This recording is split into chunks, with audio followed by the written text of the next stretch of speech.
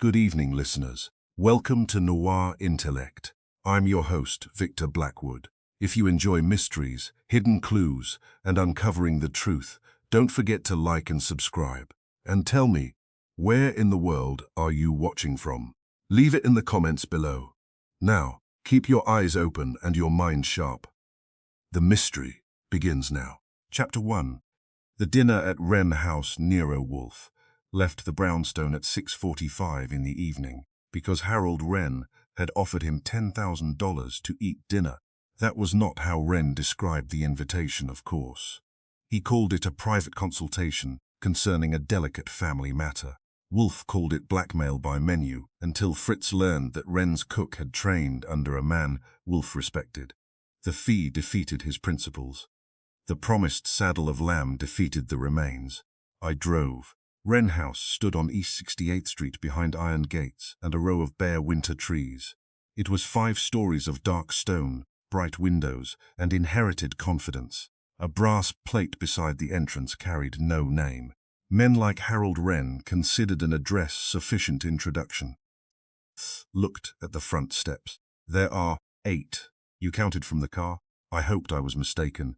You could wait here while I carry the lamb down. He gave me a look and began the ascent. The door was opened by a narrow man with silver hair and the controlled face of a servant who had witnessed family history without developing an opinion in public. He introduced himself as Benton and took our coats. Harold Wren met us in the drawing room. He was 62, compact, white-haired, and built like a man who had spent 40 years sitting at tables where other people stood. His suit was dark, his tie severe, and his eyes quick. He greeted Wolfe with satisfaction, and me with the polite uncertainty often reserved for assistants, chauffeurs, and relatives without money. "Mr. Wolfe, I am grateful you came. You purchased the inconvenience," Wolfe said. Wren smiled. "Directness is refreshing. Only to those who can afford it." The other guests were already present. Margaret Wren, Harold's second wife, was 38 and beautiful in a way that required cooperation from lighting, tailoring, and everyone nearby. She wore a black evening dress and a diamond ring large enough to finance a small election. Clara Wren, Harold's daughter by his first marriage, stood near the fireplace. She was 29, tall, fair-haired, and visibly determined not to resemble Margaret. Her dress was blue, her jewelry modest, and her greeting to Wolfe careful. Andrew Wren, Harold's nephew, was about 35 and wore charm as if it had been issued with his dinner jacket. He shook my hand warmly enough to suggest he either liked strangers or owed money to everyone he knew. Thomas Reed, Harold's secretary, was thin, dark-haired, and quiet. He had the alert stillness of a man trained to hear what employers said and what they avoided saying. Eleanor Price completed the party. She was in her 50s, plainly dressed, and carried herself with the assurance of someone who had known Harold Wren before money began doing his introductions. Her grey eyes studied Wolfe without awe. "I expected you to be larger," she said. Wolfe settled into the strongest chair available. "Madam, expectation is often poorly nourished," she smiled. Wren poured sherry and began introductions we did not need. The room itself deserved one. Heavy curtains framed tall windows. Portraits of dead Wrens occupied the walls. A marble clock stood on the mantel beneath a painting of a ship entering a storm. Everything was expensive, polished, and slightly afraid of being touched. I took the chair nearest the door. Wren said, "The matter I wish to discuss will wait until after dinner." Wolfe's brows moved. "You summoned me here without intending immediate consultation? I wanted you to observe the family first. Observation during digestion is unreliable." Margaret lifted her glass. "Harold enjoys arranging people." Her husband looked at her. "Only when they refuse to arrange themselves." Clara turned toward the fire. Andrew said, "That sounds almost affectionate." No one laughed except him. Dinner was announced at 7:30. The dining room contained a table long enough to weaken conversation. Wren sat at one end, Margaret at the other. Wolfe was placed at Wren's right, Eleanor at his left. I sat between Clara and Thomas Reed, with Andrew across from me. The first course was a clear soup with small herb dumplings. Wolfe tasted it, paused, and took another spoonful. That was the nearest thing to public praise the cook was likely to receive. Harold Wren ate little. He asked Wolfe questions about detection, ignored the answers, and watched the people at the table.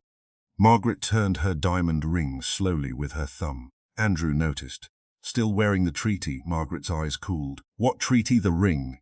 Uncle Harold gave it to you after the summer war, Clara said. Andrew, what? Every family has wars. Ours simply buys jewelry afterward. Harold set down his spoon. My marriage is not entertainment. Andrew's smile remained, but it lost warmth. No, sir. Eleanor looked at Margaret's hand. It is a remarkable stone. It belonged to Harold's mother, Margaret said. Clara's spoon touched the bowl, only once, lightly. I noticed because Thomas Reed noticed too. The fish came next, then the lamb. Wolfe forgot temporarily that he had been coerced. The cook had used rosemary, garlic, and a dark sauce with just enough sharpness to satisfy him. He asked Benton one question about the preparation. Benton replied that the cook would be honored to provide details after dinner. Wolfe said, he may. Wren seemed pleased. Then the evening has already succeeded. That remains to be determined. During the lamb, Harold began discussing money. It was not vulgar boasting. He spoke of trusts, companies, properties, and obligations, as a general speaks of troop positions. Clara listened without looking at him. Andrew drank too quickly. Margaret's ring flashed whenever she moved her hand. Thomas Reed ate with professional care. Eleanor finally said, Harold, must we discuss business at dinner? This is not business, it is money. In this family they are not always the same. Clara looked at him. What is that supposed to mean? Wren wiped his lips with his napkin. It means I have made a decision. The table became still. Even Wolfe stopped cutting his lamb. Wren continued, I intend to change my will tomorrow morning. Margaret's hand froze beside her glass. Andrew leaned back. Thomas Reed lowered his eyes. Clara said, Again? Yes, you changed it 6 months ago. I am aware of my own documents. Eleanor spoke quietly. Why announce it? Because one person at this table has mistaken my patience for weakness. No one moved. I looked at Wolfe. His eyes were half closed, but he was not thinking about lamb. Margaret said, Who? Wren looked along the table. I will not say tonight. Andrew laughed once without amusement. That is generous. One person will be removed entirely, Wren said. The rest will remain as they are. Clara's face had gone pale. You expect us to sit here wondering. I expect one of you to understand why, Thomas Reed said. Mr. Wren, perhaps this should be discussed privately. It is private. With 7 witnesses? With 5 possible beneficiaries and 2 detectives, that explained the dinner. Wolfe placed his knife and fork together. You engaged me to observe a reaction. Yes, you might have said so, you might have refused. I may yet. Wren leaned toward him. I believe someone in this house has been deceiving me. I wanted that person to hear the announcement in your presence. Regarding what deception, I will tell you after dinner. Margaret removed her napkin from her lap. I have had enough. Harold looked at her. Sit down. Her eyes sharpened. You do not command me. I do in my house. This has been my house for 9 years, Clara said, not according to the trust. Margaret turned. The ring on her hand caught the chandelier light. For a second, nobody breathed comfortably. Then Eleanor said, Clara, stop. Clara looked away. Margaret rose. I am going upstairs, Harold said. Dessert has not been served. That may be the greatest tragedy of the evening. She left. Benton opened the door for her and closed it quietly. Harold resumed eating. Andrew stared at his plate. I said, family dinners at my house were quieter, but the food was worse. Thomas Reed almost smiled. Wolfe did not. 10 minutes later, Margaret returned. The ring was no longer on her finger. I noticed at once, so did Clara. Harold did not appear to. Dessert was a pear tart with cream. Wolfe ate his portion, and half of mine after I made the mistake of pausing. Coffee followed in the drawing room. Wren drew Wolfe aside near the fireplace. I stayed close enough to hear, without appearing to stand guard. The deception concerns money, missing from a private account, Wren said. How much? $200,000. Who had access? My wife, my daughter, my nephew, and Reed. An admirably democratic arrangement. The withdrawals were disguised as charitable transfers. Do you know who made them? I suspect, but cannot prove. Not yet. And tomorrow's. Will? Pressure. Wolfe's lips tightened. You have converted your estate into a trap. I prefer leverage. Leverage breaks things. Wren glanced toward the others. Tonight someone may try to explain, bargain, or destroy evidence. I want you here when it happens. You assume it will happen tonight. I arranged the announcement for that purpose. Wolfe looked at him for several seconds. You are not paying me to solve a problem. You are paying me to watch you provoke one. Wren smiled faintly. A distinction without much value. To you. Across the room, Margaret stood near the window, with Eleanor. Clara sat alone. Andrew had found the brandy. Thomas Reed was sorting papers in a leather case he had brought from the dining room. Eleanor suddenly said, "Margaret, where is your ring?" Margaret looked at her hand. For the first time that evening, she seemed genuinely startled. "I must have left it upstairs." Harold turned. "Where? In the bathroom, perhaps?" Clara rose. "You took it off. I washed my hands. That ring never leaves your finger." Margaret's face hardened. Harold said, "Find it." Margaret did not move. Eleanor said, "I'll look." She left the drawing room and went upstairs. Harold stood near the mantel with one hand in his pocket. Nobody spoke. The marble clock ticked with unnecessary confidence. 2 minutes later, Eleanor returned. She carried the ring between her thumb and forefinger. "I found it." Margaret crossed the room. "Where?" "In the upstairs bathroom." "That is what I said." Eleanor looked at her. "It was resting in the soap dish. The room changed. A missing ring is carelessness. A diamond displayed openly in a soap dish is a statement." Harold held out his hand. Eleanor gave him the ring. He examined it beneath the lamp. Clara said, "Is it real?" Margaret turned on her. "Of course it is real." Harold said nothing. Andrew approached. "Uncle?" Wren looked at the diamond, then at Margaret. "You did not leave this in the soap dish." "How would you know?" "Because you never remove it near water.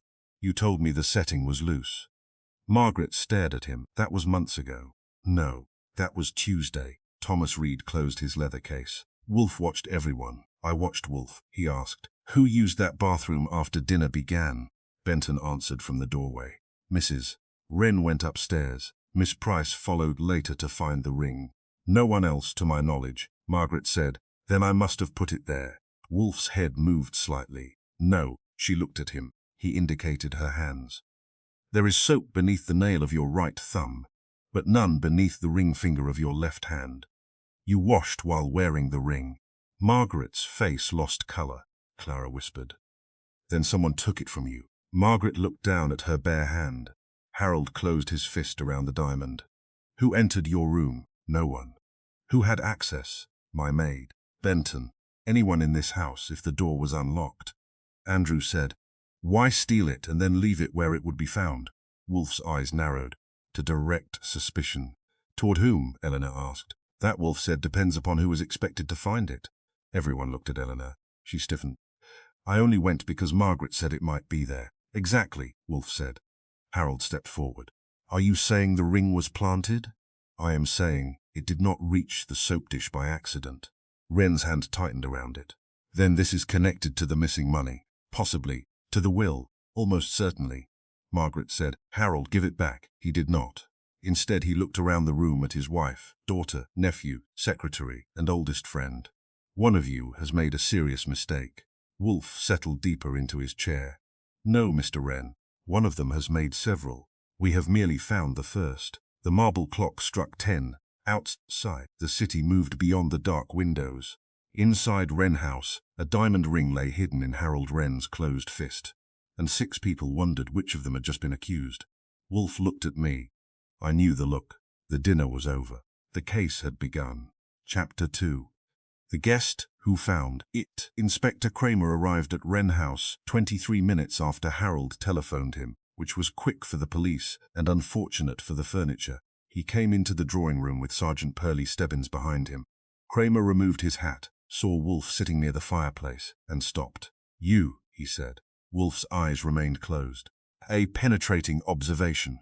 Kramer looked at Harold Wren. "You called about a stolen diamond. You didn't mention him." "I engaged Mr. Wolfe before the ring disappeared." "Of course you did." Kramer handed his coat to Benton and entered as if preparing to search the house brick by brick. Stebbins took out a notebook.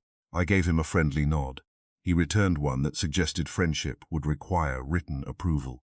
The company had not changed, but the arrangement had. Margaret stood near the window with her bare left hand clenched against her dress. Clara remained beside the sofa, pale and angry. Andrew had abandoned the brandy and was attempting sobriety by posture. Thomas Reed stood near Harold's desk, with his leather case at his feet. Eleanor Price sat alone, holding herself rigidly upright. Harold still had the ring. Kramer held out his hand. "Let me see it." Harold gave it to him reluctantly. Kramer examined the diamond, the setting, and the inside of the band. "Value, approximately $80,000, Harold said. Andrew gave a low whistle. Margaret turned on him. "You know what it is worth."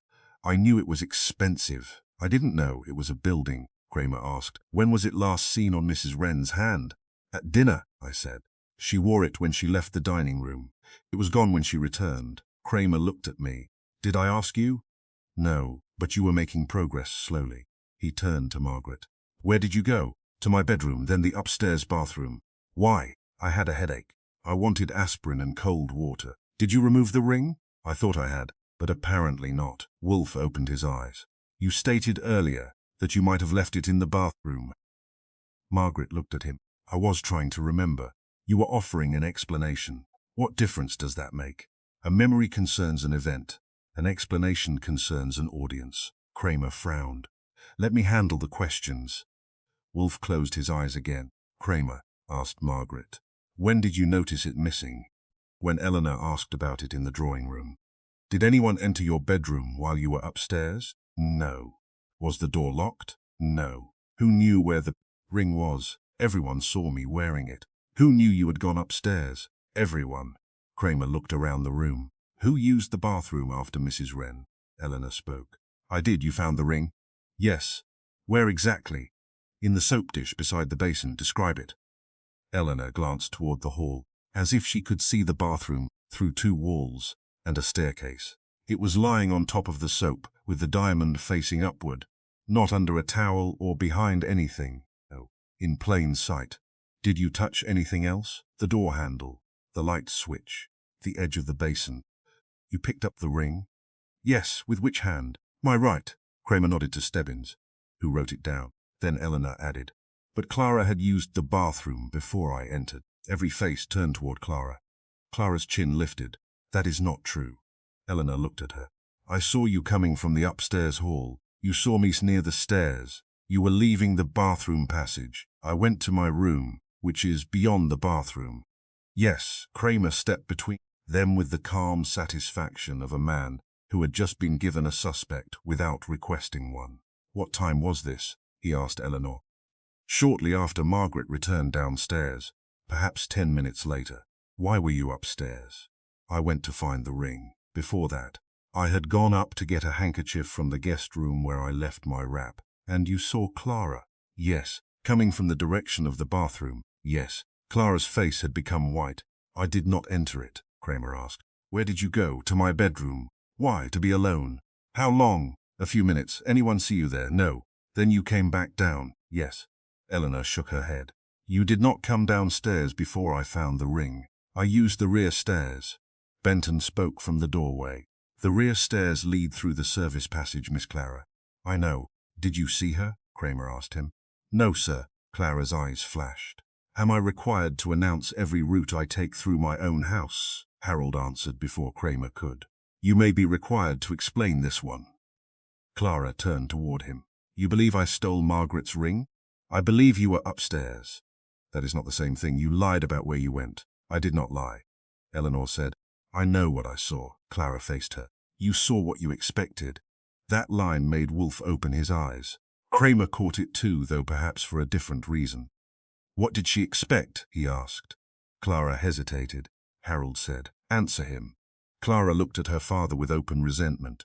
"She expected trouble between Margaret and me. Everyone does." Margaret gave a dry laugh. "That is because you provide it regularly." Kramer turned to Harold. "Was there trouble recently?" Harold did not answer at once. Clara said, "Do not." He ignored her. "Clara asked Margaret for money last week." Kramer looked interested. "How much?" $25,000. Andrew stopped, pretending not to listen. Clara said, "It was a loan." Margaret spoke sharply. "It was not." Clara turned. "I said I would repay it." "With what?" "That was my concern." You had no income large enough to repay it, Kramer asked. Why did you need the money? Clara looked away. Harold said, a failed investment. It was not failed. You lost most of your capital. I needed time. Margaret touched her bare ring finger. She came to me because Harold had already refused. And you refused too? Kramer asked. Yes. How? Margaret's eyes moved toward Clara. Angrily, Clara gave a short laugh. She called me irresponsible, spoiled and desperate. Were you desperate enough to ask? Not desperate enough to steal. Kramer held up the ring. This could be sold for enough to solve your problem. Not without everyone in New York knowing whose ring it was. Stones can be removed from settings. I know that. Kramer's expression sharpened. Clara saw the mistake. So does anyone who has ever owned jewelry, she said. Harold spoke quietly. You also knew the setting was loose. Clara stared at him. Margaret said, I mentioned it at breakfast Tuesday. To the whole table, Clara replied. Andrew raised a hand. I was there too in case we are distributing suspicion fairly. Kramer ignored him. He looked at Clara. You go upstairs after Mrs. Wren. You need money. You know the ring is valuable and the setting is loose. Then the ring turns up in a bathroom you deny entering. I did not touch it. You may have planned to return for it later. And leave it openly in a soap dish. You heard someone coming and abandoned it. Eleanor shook her head. I heard no one. You may have interrupted her before she could hide it properly. Clara stepped toward Kramer. I was in my bedroom without a witness. Yes. Using the rear stairs. Yes. Why? Because I did not want to pass through the drawing room. Why not? Clara looked at Harold. Because my father had just announced that he intended to disinherit someone, and then stood there enjoying our fear. Harold's face hardened. I was not enjoying it. You were watching us. I had reason. You always have a reason. Wolfe spoke. Mr. Kramer, your theory is defective. Kramer's shoulders rose. I didn't ask for your opinion. You have nevertheless earned it. Clara had motive and opportunity. So did several others. She was seen near the bathroom. She was seen in a passage containing multiple rooms. She lied about her route. She explained it. Kramer turned fully toward Wolfe. You think the ring walked into the soap dish? No. I think you have confused an accusation with an explanation. Is Harold, Miss Wolfe, you told us the ring was planted. Yes. Then by whom? I do not know. Kramer smiled without humor. That is helpful. Wolfe's eyes went to the ring in Kramer's hand. Give it to Archie. No, then examine it properly. I have. You have looked at it. Kramer's jaw moved. Wolfe said, is it wet? Kramer looked down. He rubbed one thumb across the band, then held it beneath the lamp. No. The soap dish? Everyone looked toward the stairs. I said, I'll get it. Benton led me upstairs. The bathroom was large, white, and bright enough for surgery. A porcelain basin stood beneath a wide mirror. The soap dish was fixed to the wall at the basin's right side. Inside it lay a pale green cake of soap surrounded by a thin pool of water. I touched the dish. Wet. The soap itself was wet on top and underneath. A small ridge of foam clung to one edge. There was no dry outline where a ring had rested for any length of time. I called down for Kramer, Wolfe, and the others who mattered. Wolfe refused the stairs, naturally, so I took the soap dish from its bracket after Benton confirmed it could be removed. When I returned, I placed it on a folded towel on Harold's desk. Water still gleamed inside it. Wolfe pointed with one finger. The ring is dry, the dish is wet. Kramer said, Eleanor may have dried the ring in her hand. I did not, Eleanor said. Your hand was dry. Yes, Wolfe asked her.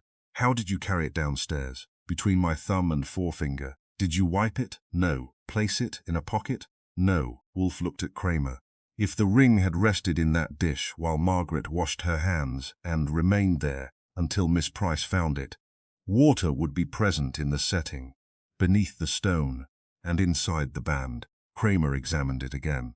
The diamond setting had several narrow spaces where moisture would have remained. They were dry. He said, maybe the dish was dry when the ring was placed there. Wolfe shook his head. The soap is wet on all surfaces. Someone used it recently. Mrs. Wren admits washing her hands. She wore the ring while doing so, as the soap beneath her right thumbnail and the dry skin beneath her left ring finger indicate. Margaret stared at her hand. Wolfe continued. Therefore, the ring was not in the dish when she washed. It was placed there later. How much later? Harold asked. moments before Miss Price picked it up. Eleanor went rigid. Kramer looked at her. You were alone in the bathroom. Yes, you found it dry in a wet dish. I did not notice. Did you place it there? No. The denial came quickly, but not too quickly. Wolfe watched her, Clara said. She accused me because she needed someone seen upstairs. Eleanor turned toward her. I told the truth. You said you saw me near the bathroom. I did. And then you found the ring dry in water. I did not know it was dry. Kramer asked. How long were you in the bathroom before returning? Less than a minute. Did anyone see you enter? No. Leave? Benton may have. Benton shook his head. I was downstairs, madam, Andrew said. Then Eleanor had the best opportunity. Harold's voice sharpened. Be quiet. Andrew looked at him. You were willing to suspect Clara. I said be quiet. Wolfe shifted in his chair. The dry ring proves only that Miss Price's account is incomplete. It does not prove she planted it. Kramer frowned. Who else could have? Someone who entered shortly before her. Possibly. Clara made an angry sound. Wolfe raised a hand. Or someone who knew Miss Price would search the bathroom and arranged for her to discover it. Eleanor said, no one knew I would go. Margaret looked at her. You offered? Yes, immediately, because you said the ring might be there. Wolfe's eyes narrowed. Mrs. Wren, why did you suggest the bathroom? Margaret hesitated. I thought I might have removed it there, but you had not. I know that now. You knew it then. No. Wolfe indicated her left hand. A ring worn for years leaves a sensation when absent. You noticed it before Miss Price spoke. Margaret's face changed. Harold stared at her. When? He asked. She did not answer. When did you know it was missing? Margaret looked around the room as if every wall had moved closer. When I came downstairs. Clara said, you lied. I was frightened. Of what? Margaret looked at Harold. Of what he would think. Harold's voice was cold. What should I think? That I had sold it? The room went silent. Andrew spoke first. Sold it? Margaret closed her eyes briefly. I considered it. I had debts. Harold looked as if she had slapped him. What debts? Private ones. How much? That is not relevant. It is now. Kramer held the ring beneath the lamp. You thought it had been stolen from your room. Yes, but told everyone you may have left it in the bathroom. I wanted time. To search, to think, Wolfe said. And by directing attention to the bathroom, you supplied the person holding the ring with a location in which to plant it. Margaret stared at him. I supplied? Your suggestion made the soap dish useful. Before you named the bathroom, the thief possessed a dangerous object. After you named it, the thief possessed an explanation, Kramer said. Then someone in this room had the ring when Margaret came downstairs. Yes. And slipped upstairs after hearing her. Yes, Clara. Wolfe's lips tightened. You persist because she is convenient. She had opportunity. So did Miss Price. So did Mr. Reed, whose absence from the drawing room lasted 4 minutes while he retrieved papers from the dining room. So did Andrew Wren, who went to the hall for cigarettes. So did Benton, who moved between floors. You have not established whose hand placed the ring. Thomas Reed spoke for the first time in several minutes. I never went upstairs. Did anyone see you in the dining room? I asked. No. Stayed downstairs. Did anyone see you buy the cigarettes from the hall table? They were in my coat, which was near the stairs, I said. Kramer turned to Stebbins. Get complete statements and exact movements from everyone. Stebbins began assigning pages in his notebook. Harold looked at Wolfe. What was the purpose? To make the ring appear stolen, then abandoned. Why? To accuse someone without accusing them directly. Clara, perhaps. Clara laughed bitterly. Everyone keeps saying perhaps while looking at me. Wolfe regarded her. Did you ask Margaret for $25,000? Yes. Did she refuse? Yes. Did you enter Margaret's bedroom tonight? No. Did you enter the bathroom? No. Did you know the ring was missing before Miss Price announced it? Clara paused. No. Wolfe's gaze sharpened. That answer was considered.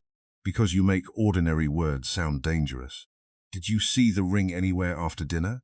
No. Did you see anyone leave Margaret's room? Clara looked toward Thomas Reed. He became motionless, Kramer noticed. Who? He demanded. Clara said Thomas. Reed's face remained controlled. That is not true. I saw you near Margaret's bedroom door. When, after I went upstairs, you saw me in the upper hall. I was taking papers to Mr. Wren's study. The study is on the floor below. I took the wrong folder and went to the secretary's room. Harold asked, why? To retrieve the correct papers. Which papers? The charity account statements you requested. Wolfe looked at him. The same accounts from which $200,000 disappeared. Reed's mouth tightened. Yes. Kramer shifted toward him. Where are those statements now? In my case? Stebbins opened the leather case with Reed's permission, though the permission had nowhere useful to go. Inside were account summaries, correspondence, and several sealed folders.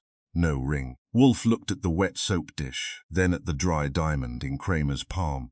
The person who planted it acted after Margaret named the bathroom. That narrows the interval to less than 10 minutes, Kramer said, and Clara, Eleanor, and Reed were upstairs. According to statements not yet tested, Harold's voice was low. Someone wanted Clara blamed. Clara looked at him in surprise. Wolfe said, the facts currently point toward her too neatly. Need for money, a recent refusal, a quarrel with Margaret, an unobserved trip upstairs, and a witness placing her near the bathroom. Kramer said, those are facts. They are also decorations. What that mean? It means the scene was composed for discovery. Wolfe indicated the ring. A thief conceals valuable property. A frightened thief abandons it where pursuit makes concealment impossible. But no pursuit had begun. The ring was placed openly, diamond upward, in the exact room Margaret had just named. Eleanor's face tightened.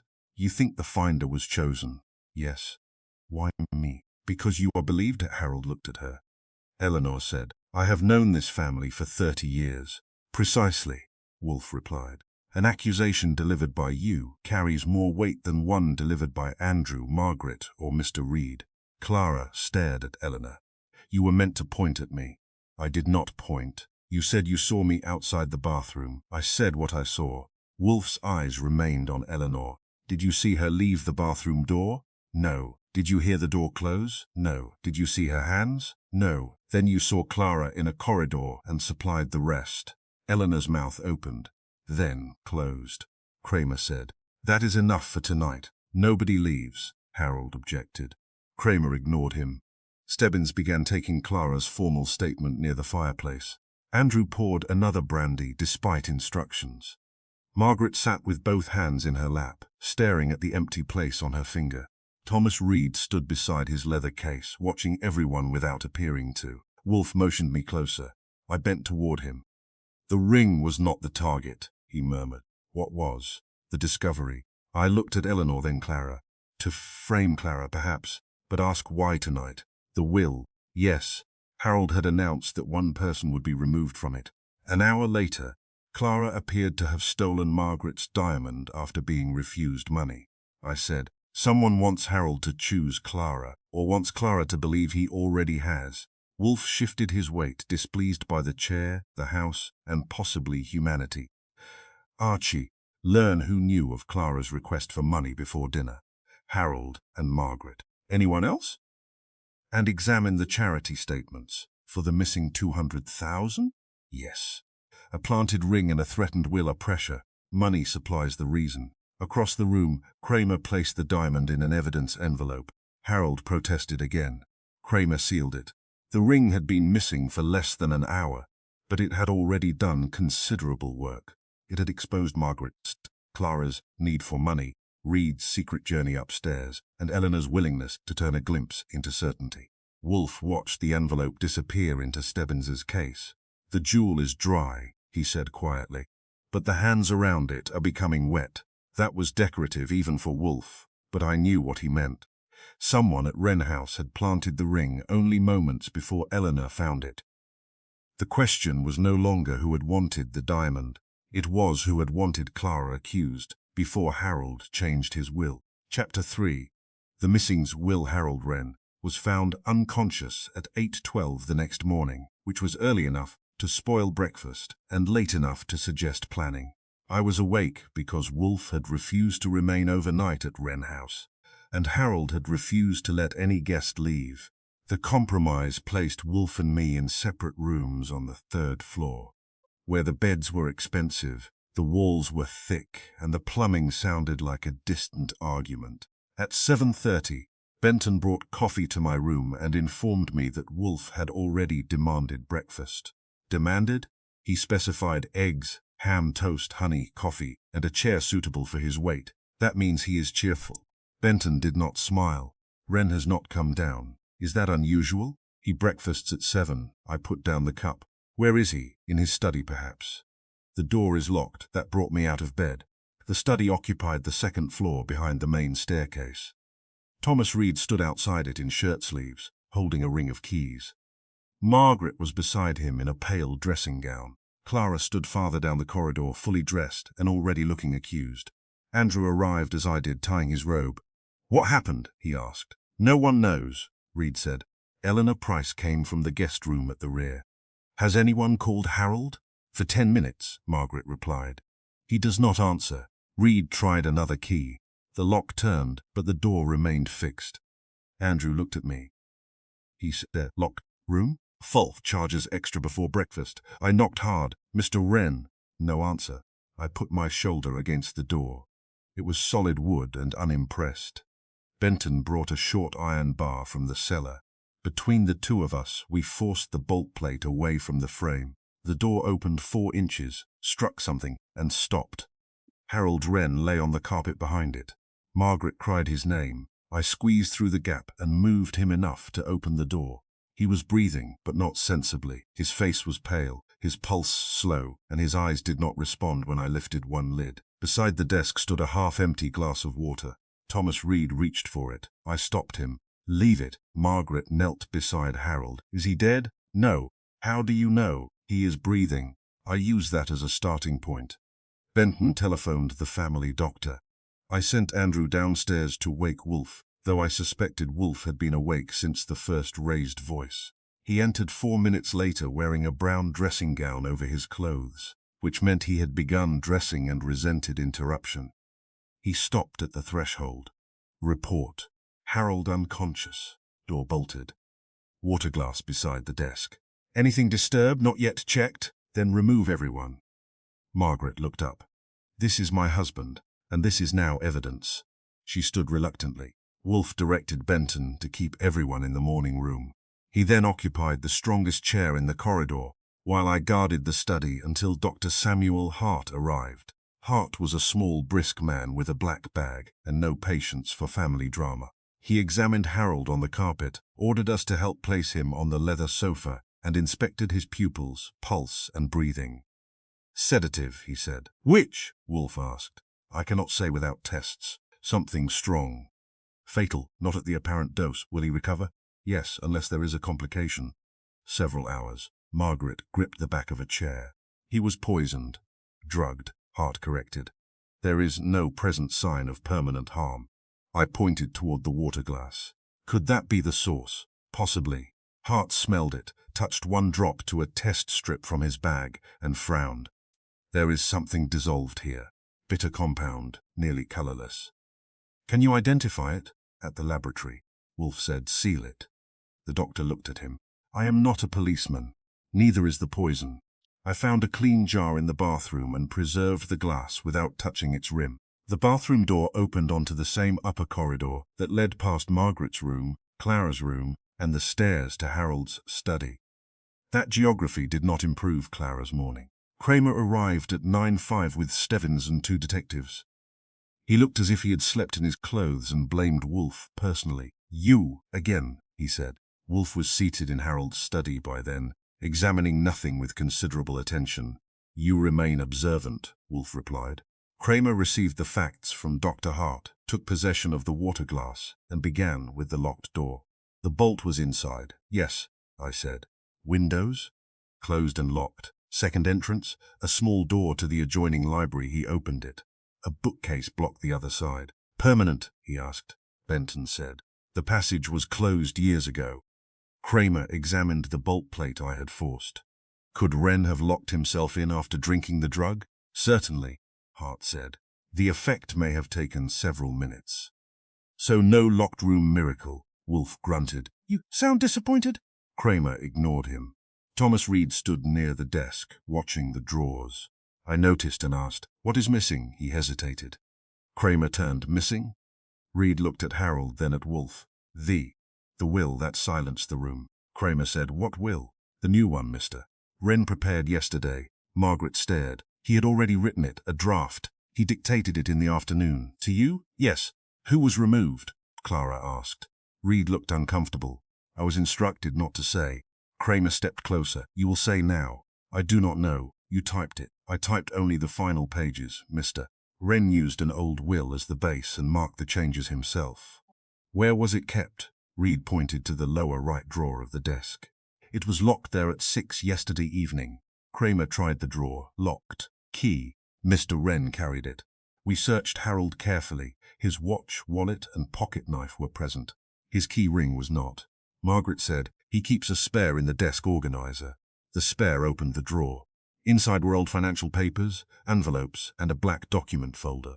The folder was empty. Kramer looked at Reed. You saw the will placed here? Yes. Who locked the drawer? Mr. Wren. Who knew? Benton and I were in the room. Benton nodded.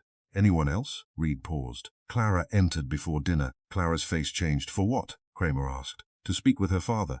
About the mo, Clara said. What then? The money Margaret refused me. Andrew gave a tired sigh. That money again. Clara turned on him. You have borrowed twice as much. Yes, but with charm. Kramer silenced him. Did you see the folder? Clara looked at the open drawer. Yes. Did you see your father lock it? Yes. Did you know it contained the new will? He told me. What else did he tell you? Clara's mouth tightened. That I had given him another reason to change it. Margaret looked at her. Then you thought you were the one being removed. I thought he wanted me to think so. Kramer said, you needed money, believed you were about to be disinherited, were seen in the upstairs corridor near the bathroom where the ring was planted, and knew where the will was kept. Clara faced him. I did not drug my father. Did you enter this study last night? No. Did you have the drawer key? No. Could you have taken it from him? No. Where were you after midnight? In my room. Alone? Yes. Kramer looked satisfied in the way policemen do when facts begin forming a queue. Wolfe said, the drawer was not necessarily opened last night. Kramer turned. The will was there before dinner, according to Mr. Reed. You doubt him? I doubt all unsupported statements equally. Reed's face remained controlled. Wolfe asked, when did you last see the folder containing the document? At 6:15. Did you see the marked will inside? Yes, after placing it in the drawer. No. Then you know only that a folder entered the drawer. Reed frowned. I watched Mr. Wren place the will inside it. You saw paper. I saw his handwritten corrections. Enough to identify every page? No, Kramer said. This is nonsense. No, it is precision. He disliked that, which was understandable because precision often arrived just after he had chosen a theory. I examined the drawer. The lock was simple but good. There were no scratches around it, no sign of force. The spare key had been in plain sight inside the desk organizer, hidden beneath a tray of paper clips, but not well enough to challenge a determined child. Anybody who knew the spare was there could open it, I said. Benton spoke. Mrs. Wren's delight carrying household key. The family knew he kept duplicates nearby. Kramer looked at Clara, then Margaret, then Andrew, then Reed. The suspect list had become democratic again. Wolfe shifted his attention to the study. Who brought Mr. Wren water? Benton said. No one. He kept a carafe beside the window. The carafe stood on a silver tray. It was 3/4 full. Kramer had it sealed too. Who entered the study after dinner? He asked. Thomas Reed said, I brought Mr. Wren the charity account statements at 10:40. The same papers connected to the missing 200,000? Yes. Was anyone with him? No. How long did you remain? 10 minutes.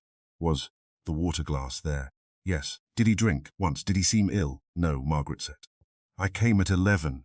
For what? Kramer asked. To discuss my debts. Harold had refused to listen, according to her. She remained 5 minutes and left him standing by the fireplace. Andrew entered at 11:20 to ask for an advance against his expected inheritance. Harold refused that too. Eleanor had not entered, Clara said. She had remained in her room after the argument downstairs. Benton delivered a tray with brandy at 11:40, but claimed Harold did not drink it. The untouched decanter remained on a side table. Kramer asked, who saw him last, Benton? At 11:40, yes. Was the water glass full? I did not notice. Wolfe asked, the carafe on the tray? Yes. Was the glass beside it? No. Everyone looked at him. Benton continued. The glass was on Mr. Wren's desk. Near his right hand? Yes. Had he been drinking from it? I cannot say. Wolfe's eyes moved to the half-empty glass now sealed in evidence. So the drug may have been placed in the glass after it was carried from the tray, Kramer said, or in the carafe. Then anyone drinking from it would receive the dose. Only Wren used it. Uncertainty is not an ally. Dr. Hart prepared to leave with instructions that Harold be moved to his bedroom and watched by a nurse. Before going, he said the symptoms suggested chloral hydrate combined with another sedative. Enough to render him unconscious, Hart said. Not enough to kill a healthy man. Wolfe asked. How long after drinking? 15 to 30 minutes. Then the dose was probably taken shortly before midnight. Kramer looked at the family. Which means one of you had access. Clara said. Everyone had access. Not everyone had the strongest motive. She turned away. After Harold had been carried upstairs, Kramer searched the study, adjoining library, bedrooms and bathrooms. No key ring, no will. The bathroom where Margaret's ring had appeared became important again, because it stood at the center of the upper corridor. From its door, a person could reach Clara's room, Margaret's room, the rear stairs, and the landing above Harold's study within seconds. Kramer stood in it with me. Clara could plant the ring, return here later, go down the rear stairs, drug Wren, and take the will. She could also fly if you give her enough time. She had motive. So does Margaret. If Harold planned to remove her, so does Andrew. So does Reed if the missing money touches him. So does Eleanor if friendships become expensive. Kramer looked at the wet soap dish, now empty. Clara was seen here, near here. You and Wolfe protect suspects as a hobby. No, we protect grammar. He gave me a look and went downstairs. Wolfe had returned to the drawing room because the study chair offended him. Fritz had sent breakfast from the brownstone by taxi after Wolfe telephoned exact instructions. Wolfe was eating scrambled eggs and ham from covered dishes, while Wren House investigated poisoning around him. I sat opposite. The will is gone, I said. Harold was drugged between 11:40 and midnight. The study drawer was opened with a key. Clara had motive, location, and no alibi. Too much, that was my thought. It was not, it was nearby. Wolfe buttered toast. The ring was placed where it would be discovered, not concealed. The will was taken from a locked drawer, not destroyed in place. Both acts direct attention to Clara. Possibly. You dislike that word when Kramer uses it. I dislike his tone. I poured coffee. The bathroom gives Clara a route to the study. It gives everyone upstairs a route. Eleanor saw her. Eleanor saw a woman in a corridor. Clara. Yes. The error lies not in identity but inference. Wolfe tasted the honey. The ring was dry because it had been placed moments before discovery. Therefore, its purpose was not theft. To make Harold suspect Clara before signing the will, or to create a public reason for whatever the will already contained. I set down my cup. You think the new will had already removed Clara. Perhaps you used it. I am permitted, he continued. If Harold recovered today and found the ring planted, he might reverse his decision. Therefore, the will had to disappear before he could inspect it. So the drugging was not attempted murder. No, it bought time. For what? To remove the document and preserve the accusation. I considered the sequence. First, Harold announced he would remove one beneficiary. Then the ring appeared in a place that pointed toward Clara. Then Harold was drugged. Then the will vanished. I said, same plan, yes. Same person, almost certainly. Why almost? Because collaboration is possible, though aesthetically offensive. Kramer entered from the hall. We found nothing, Wolfe chewed. Kramer looked at his breakfast. You had food brought. Necessity does not suspend appetite. The new will may have named the person who drugged Wren, or it may have contradicted the accusation created by the ring. Kramer frowned, meaning, if Clara was already removed, there was no reason to frame her before the change. Unless revenge. But if someone else was removed, the planted ring could persuade Harold to change his mind and choose Clara instead. The missing will prevents us from learning which. Kramer glanced toward the stairs. So we need Wren awake. We need facts before he wakes. What facts? Wolfe wiped his lips. Who knew the contents of the new will? Who had access to the original document used for the draft? Who benefits if Harold remembers nothing of last night? And who knew the bathroom would serve as a bridge between the duel and the study? Kramer said, "That sounds like everyone." "No, it sounds like someone who understood the house, the family, and the timing." Thomas Reed stood in the doorway. He had heard the last sentence. "The only person who knew the complete will," he said, "was Harold." Wolfe looked at him. Then either he prepared his own disappearance from consciousness, or someone read what was not intended for them. Reed's face tightened. Kramer said, "What aren't you telling us?" Reed hesitated. Then he said, "There was a carbon copy." "Where?" I asked. "In my office." "And now?" "Missing." Wolfe stopped moving. "Since when? I checked 10 minutes ago." Kramer swore. Wolfe leaned back. "The thief did not merely steal a will. He stole both knowledge and proof." The room grew quiet. Upstairs, Harold Wren lay unconscious beneath a doctor's care. Somewhere in the house, or beyond it, the new will had vanished with its copy. The ring in the soap dish had created suspicion. The drug in the water had created silence. The missing will had created ignorance. They were not 3 scandals, they were 3 steps. Chapter 4. The soap that was never used. The upstairs bathroom had already supplied 1 wet soap dish, 1 dry diamond, and enough suspicion to keep Inspector Kramer occupied through lunch. I went back because Wolfe had asked a question no one else had considered. Who actually used the soap? The room looked innocent in daylight. White tile, silver fittings, a wide mirror, 2 folded towels, and the pale green cake of soap resting in its porcelain dish beside the basin. The dish was still damp from being handled the night before, but the soap itself had been replaced after Kramer took the original for examination. A young housemaid named Ruth Allen stood at the door watching me. "Not to touch anything," she said. "Kramer told you, Mrs. Wren. That makes it more serious." Ruth was too sharp-eyed and unhappy about detectives invading rooms she had to clean afterward. I pointed at the soap. "What brand is it?" "I don't know." "Who uses it?" "No one." I turned. "That is an ambitious answer for a cake of soap. It is decorative. Soap has ambitions too." She remained serious. "Mrs. Wren cannot use it. It irritates her skin. Miss Clara uses the liquid soap in the cabinet. Mr. Andrew uses whatever is in his own bathroom. Wren never comes up here." "What about guests?" "We put liquid soap beside the towels when guests stay." There was no liquid soap beside the towels now. "Was it there during dinner?" "Where is it?" Ruth crossed to a wall cabinet, opened it, and removed a square glass dispenser. "Mrs. Wren told me to put everything away after the police finished. I examined it without touching the pump. It was nearly full, so anyone familiar with the house would use this." "Yes, and avoid the green soap. Everyone knows it is only for appearance." "Everyone," she considered. "The family, Mr. Reed. Miss Price has visited many times." That last name mattered. Then Eleanor Price knew the soap was not used. I suppose. "Did she ever use this bathroom before?" Ruth hesitated. "Not that night. Earlier." "When?" "Last spring. Tell me." Ruth looked toward the hall. "Mrs. Wren held a charity luncheon. Miss Price came early and stayed late. I saw her in this bathroom after the other guests went downstairs." "What was she doing?" "Standing at the basin." "Washing her hands?" "No." "What then?" Ruth's eyes narrowed as she tried to remember. "She had the cabinet open."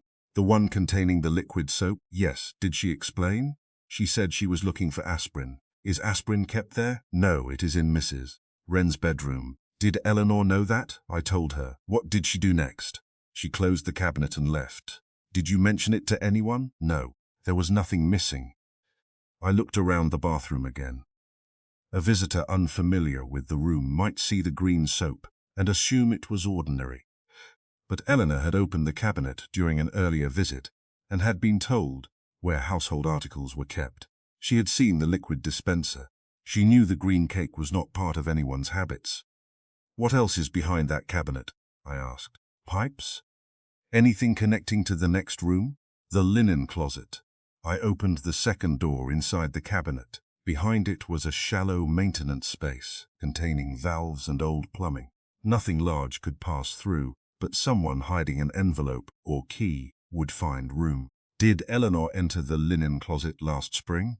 "I don't know." "Was Clara at the luncheon?" "Yes." "Margaret?" "Of course." "Thomas Reed?" "He worked in the study." "Andrew?" He arrived late. I thanked her and went to find Benton. He was in the pantry checking silver against a list. Benton considered domestic order a moral principle, and our investigation had offended it deeply. "Miss Price has been a visitor here for 30 years, he said when I asked about her. "How often?" "Several times each month." "Did she know Margaret could not use the bathroom soap?" "Certainly." "How?" "Mrs. Wren complained about it repeatedly when the soap was first purchased. The color matched the room, but the perfume caused irritation." "Then why keep it?" Benton looked at me as if I had questioned the necessity of ceilings. "Mrs. Wren likes the appearance." "Has Eleanor ever stayed overnight?" "Occasionally." "In which room?" "The rear guest room." "Using the same bathroom?" "Yes." "So her claim that she knew nothing about the bathroom was false." Benton placed a spoon in its velvet slot. "I cannot comment on Miss Price's intentions. You can comment on facts." "Yes, she knew the room." "Did she know the study drawer held Harold's will?" "I do not know." "Did she know about Clara asking Margaret for money?" Benton paused. "She was present last Thursday." "During the request?" "Afterward, Mrs. Wren was upset and spoke about it in the morning room." "Eleanor heard?" "Yes. That gave Eleanor knowledge of Clara's need for money, the quarrel, the bathroom, and the unused soap dish. She had exactly the information needed to stage the discovery. I found her in the morning room beside the window. She had changed into a dark grey dress and held a book she had not been reading. "Miss Price, Mr. You told Kramer you knew nothing about the upstairs bathroom." "I said I had not used it that evening." "You said you were unfamiliar with it." Her fingers tightened around the book. "I may have expressed myself poorly. Ruth Allen saw you there last spring." Eleanor looked toward the door.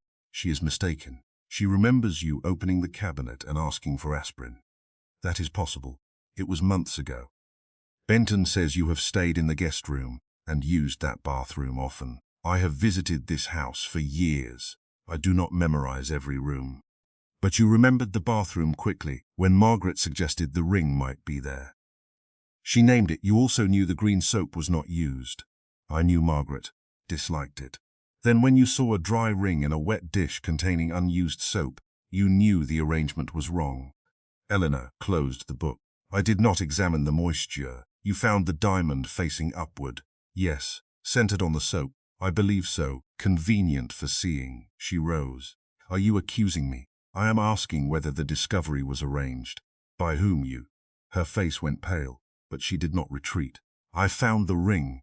"That is true." "You think I placed it there?" "I think you knew where it would be before you entered."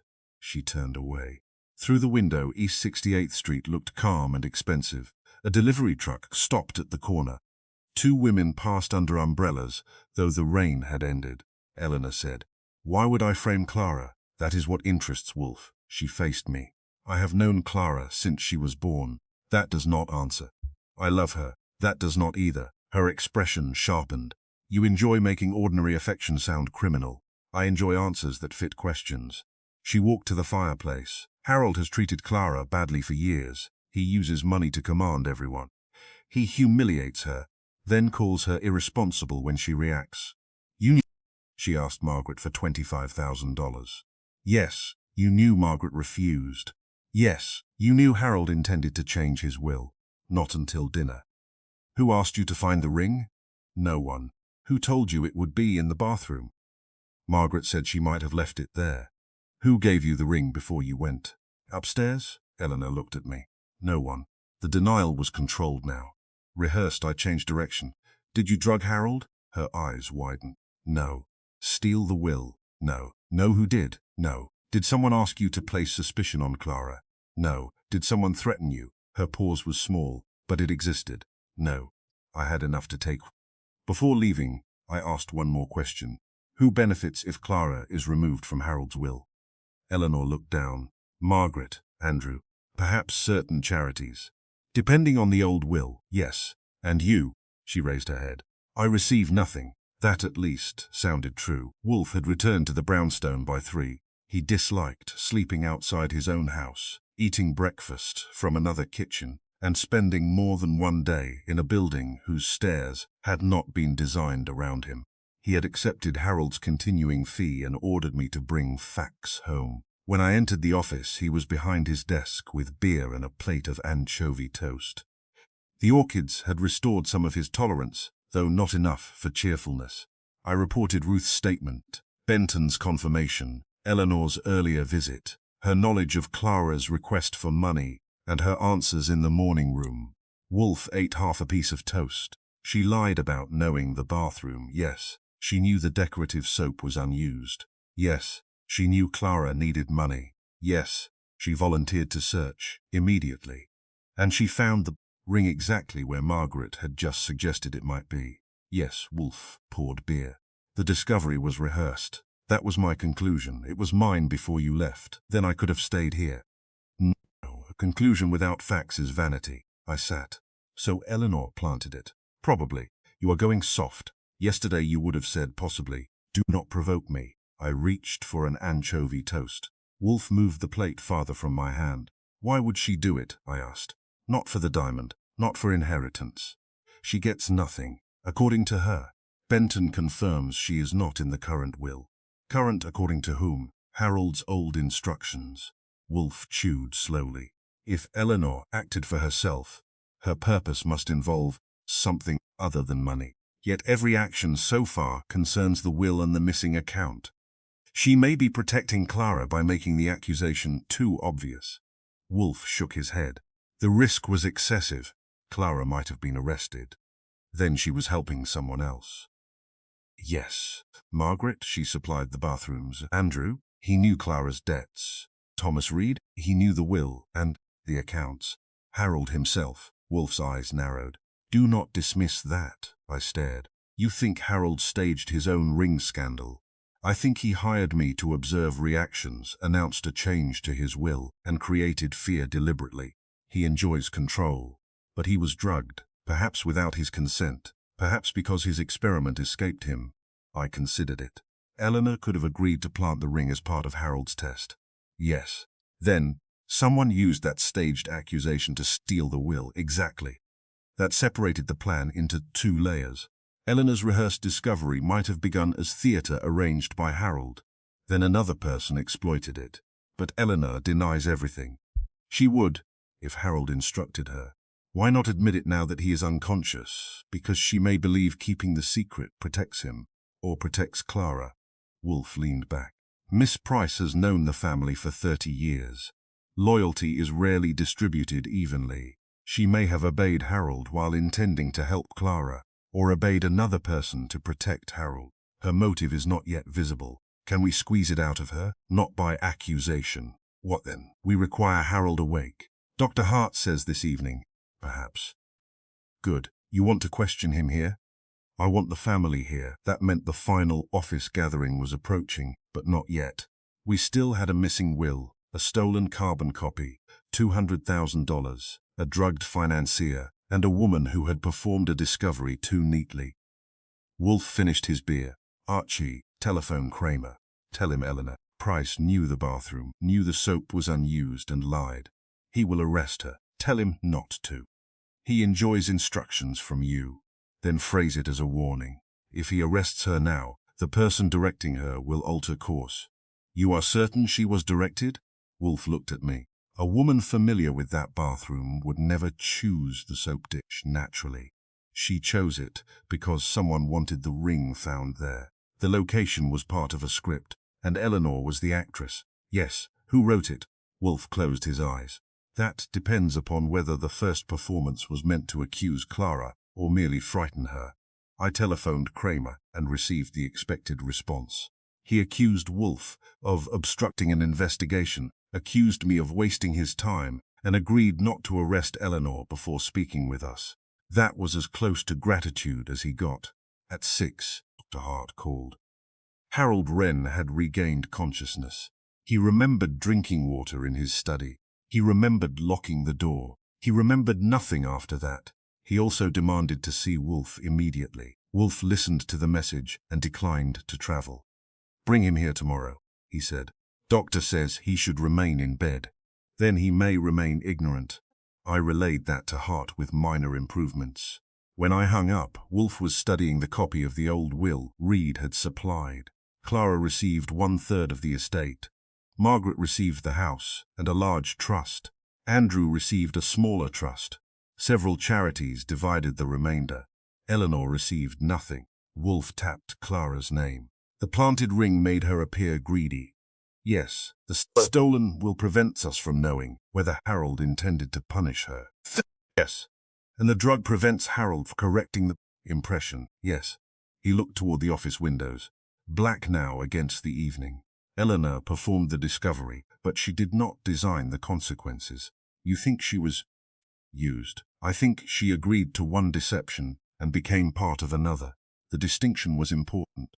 Someone had rehearsed Eleanor's entrance into the bathroom, her discovery of the ring, and her report that Clara had been nearby. But while Eleanor played her assigned part, another hand had moved through Wren House. That hand had drugged Harold. That hand had opened the locked drawer. And that hand had stolen the will before the actors realized the performance had become a crime. Chapter 5. The Secretary's Correction Thomas Reed telephoned the brownstone at 8:20 the next morning and asked to speak with Wolfe alone. That request had two defects. Wolfe disliked telephones, and I was paid to prevent privacy from becoming dangerous. I answered from my desk. Mr. Wolfe is at breakfast. This cannot wait. Then it should have happened yesterday. Reed lowered his voice. I gave Inspector Kramer a false statement. That qualified. Wolfe was in the dining room finishing kidneys with mushrooms and a cornmeal cake. Fritz had prepared after considerable discussion. I delivered Reed's message between bites. Wolfe frowned, not because a witness had lied, but because I had mentioned it before the coffee. Bring him at 11, he said. He says it cannot wait. Then 10:45. Thomas arrived at 10:43, which told me anxiety had improved his respect for schedules. He entered the office carrying the same leather case from Wren House. His suit was neat, but his eyes looked as if they had spent the night counting consequences. Wolfe came down from the plant rooms at 11 precisely. He settled behind his desk, rang for beer, and looked at Reed. You lied. Reed sat in the red leather chair. Yes. About the carbon copy? About the will? I opened my notebook. Wolfe said, begin with the first false statement and proceed chronologically. Disorder is already plentiful. Reed clasped his hands. I told Inspector Kramer that Harold placed the new will in the locked drawer at 6:15 before dinner. He did not? No. Where was it? On his desk? Yeah. Witnessed? No. Then it was not a will. It was the final draft he intended to sign the next morning. Wolfe's lips pushed out. Why did you claim it had been locked away? Because Harold instructed me to say so if anyone asked. Before or after he was drugged, before dinner. That brought my pencil to a stop. Wolfe watched him. Mr. Wren anticipated an inquiry concerning the document. He anticipated someone might try to find it. Explain. Reed opened his leather case and removed a narrow ledger. Harold discovered that money had been taken from Wren Consolidated over the past year. Not the $200,000 from the private charity account. This was separate. How much? I asked. Nearly $90,000. Taken by whom? Andrew Wren. The room remained quiet. Reed continued. Andrew submitted false travel expenses and arranged payments to a consulting company he secretly controlled. Harold confronted him last week. Did Andrew confess? Wolfe asked. He called them temporary loans, an inventive phrase for theft. Harold gave him until yesterday to repay the money. Andrew could not. And therefore Harold removed him from the estate. Yes, not Clara? No. I leaned back. For 3 days, every public clue had pointed toward Clara, while the missing document had actually threatened Andrew. Wolfe asked. Who knew the contents? Harold and I. No one else.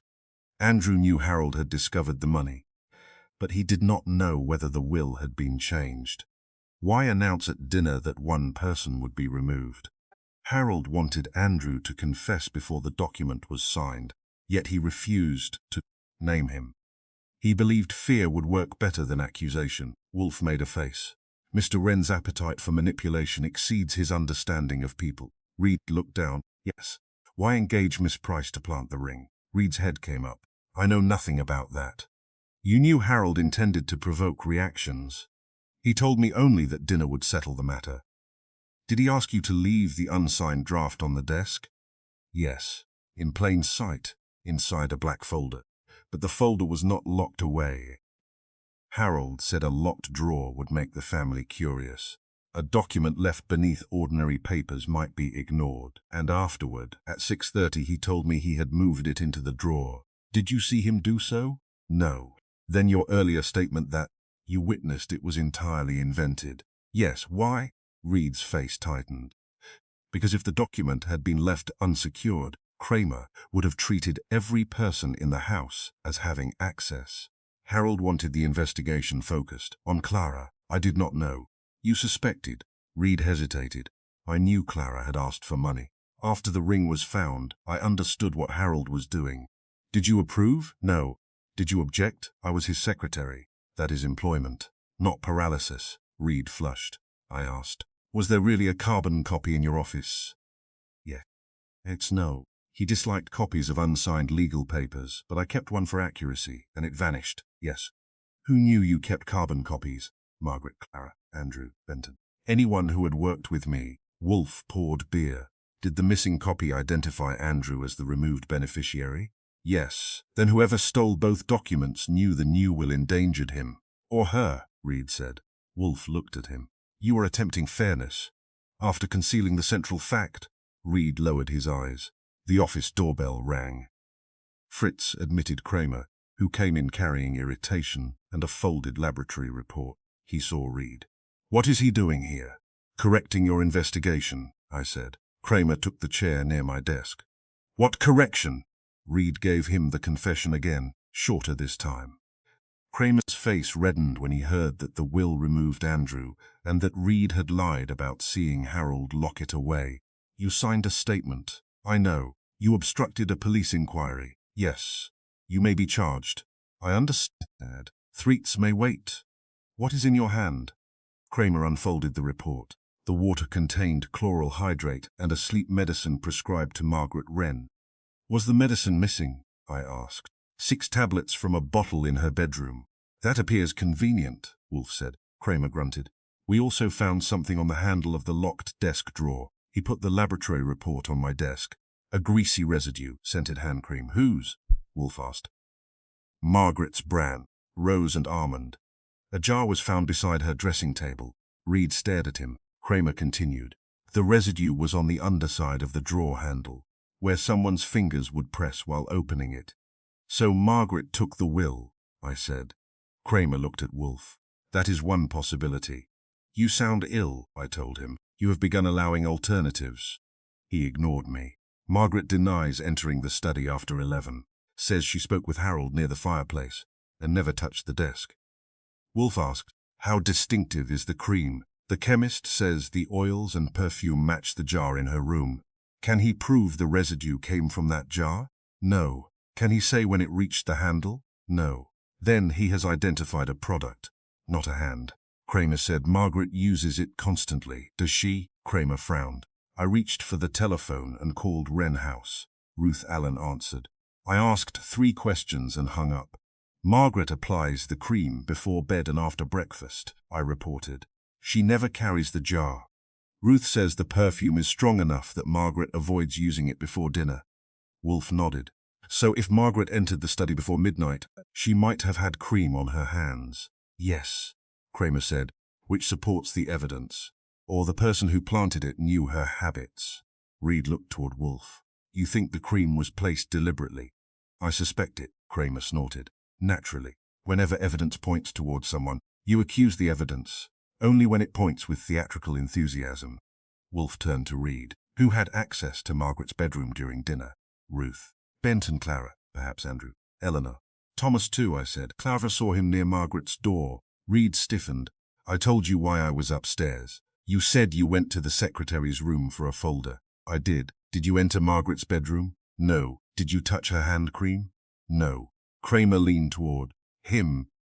Where is the secretary's room? Across from Margaret's bedroom. So Clara's statement placed you correctly. Yes. Anyone see you retrieve the folder? No. That is becoming a household tradition. Reed's face tightened. Wolfe asked, what folder did you retrieve? The charity account statements. Produce it. Reed opened his case and handed me a blue folder. Inside were summaries of payments from Harold's private account. I examined the sheets. Several entries had been corrected in Reed's handwriting. One correction replaced the name Price Educational Fund with Wren Cultural Trust. Who made this alteration? I asked. I did, on Harold's instruction. When? Yesterday afternoon. Why? The original entry was false. Wolfe's eyes opened wider. Who prepared it? Andrew, Kramer said. Andrew handled the charity accounts too. Occasionally, Harold allowed him to approve payments below $20,000. How many false transfers? 11, totaling 200,000? Yes. The two missing sums were not separate after all. Andrew had taken 90,000 directly from the company and routed another 200,000 through false charity payments. Kramer stood. I'm going to get him, Wolfe said. Sit down. Kramer turned. You don't give me orders. No. I prevent you from wasting motion. Andrew had motive to steal the will. Yes. He had access to the house. Yes. He handled the false accounts. Yes. And the new will removed him. Yes. Then what are we waiting for? Evidence that he drugged Harold, stole the documents, or planted the ring. Kramer pointed to the cream report. That places Margaret at the drawer, not Andrew. Exactly. He lowered his hand. If Andrew acted alone, why place Margaret's cream on the handle to direct suspicion toward her? If Margaret acted, why leave the one substance most closely associated with her? Carelessness is possible. Deliberate transfer is better. Better for whom? I asked.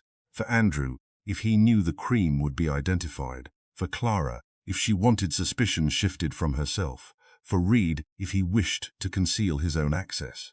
For Eleanor, if she was following instructions. Reed said, I did not touch that drawer. Wolfe ignored him. Archie, examine the cream jar.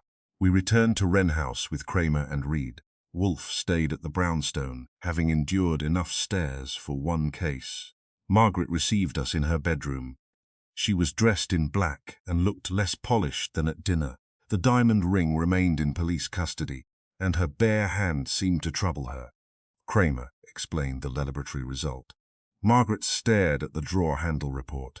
I never touched Harold's desk. Your cream did, Kramer said. Then someone put it there. That is what Wolfe says. Her eyes moved to me. For once, he is right. Who knew you used it? I asked. Everyone. Who could enter this room? Ruth Benton, Clara, Eleanor, Andrew, Thomas if the door was unlocked. Was the jar disturbed? She crossed to the dressing table. The jar was white porcelain with a silver lid. Margaret opened it.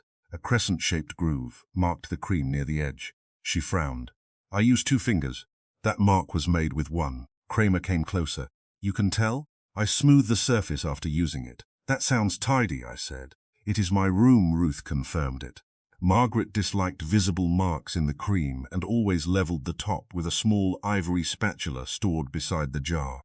The spatula was missing. We searched the dressing table, drawers, bathroom cabinet and floor. No spatula. In the wastebasket beneath tissues and powder paper, I found a small piece of dark blue wool. Andrew's dinner jacket had been dark blue. That was good enough to be suspicious and bad enough to be planted.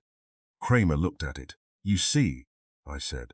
The room is producing clues on request, he scowled. Margaret sat near the window.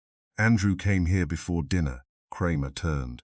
Why didn't you say that? I had forgotten. What did he want? Money. How much? Enough to repay Harold. Did you give it? No. Was he near the dressing table? Yes. He stood beside it. Could he have taken the spatula? I suppose.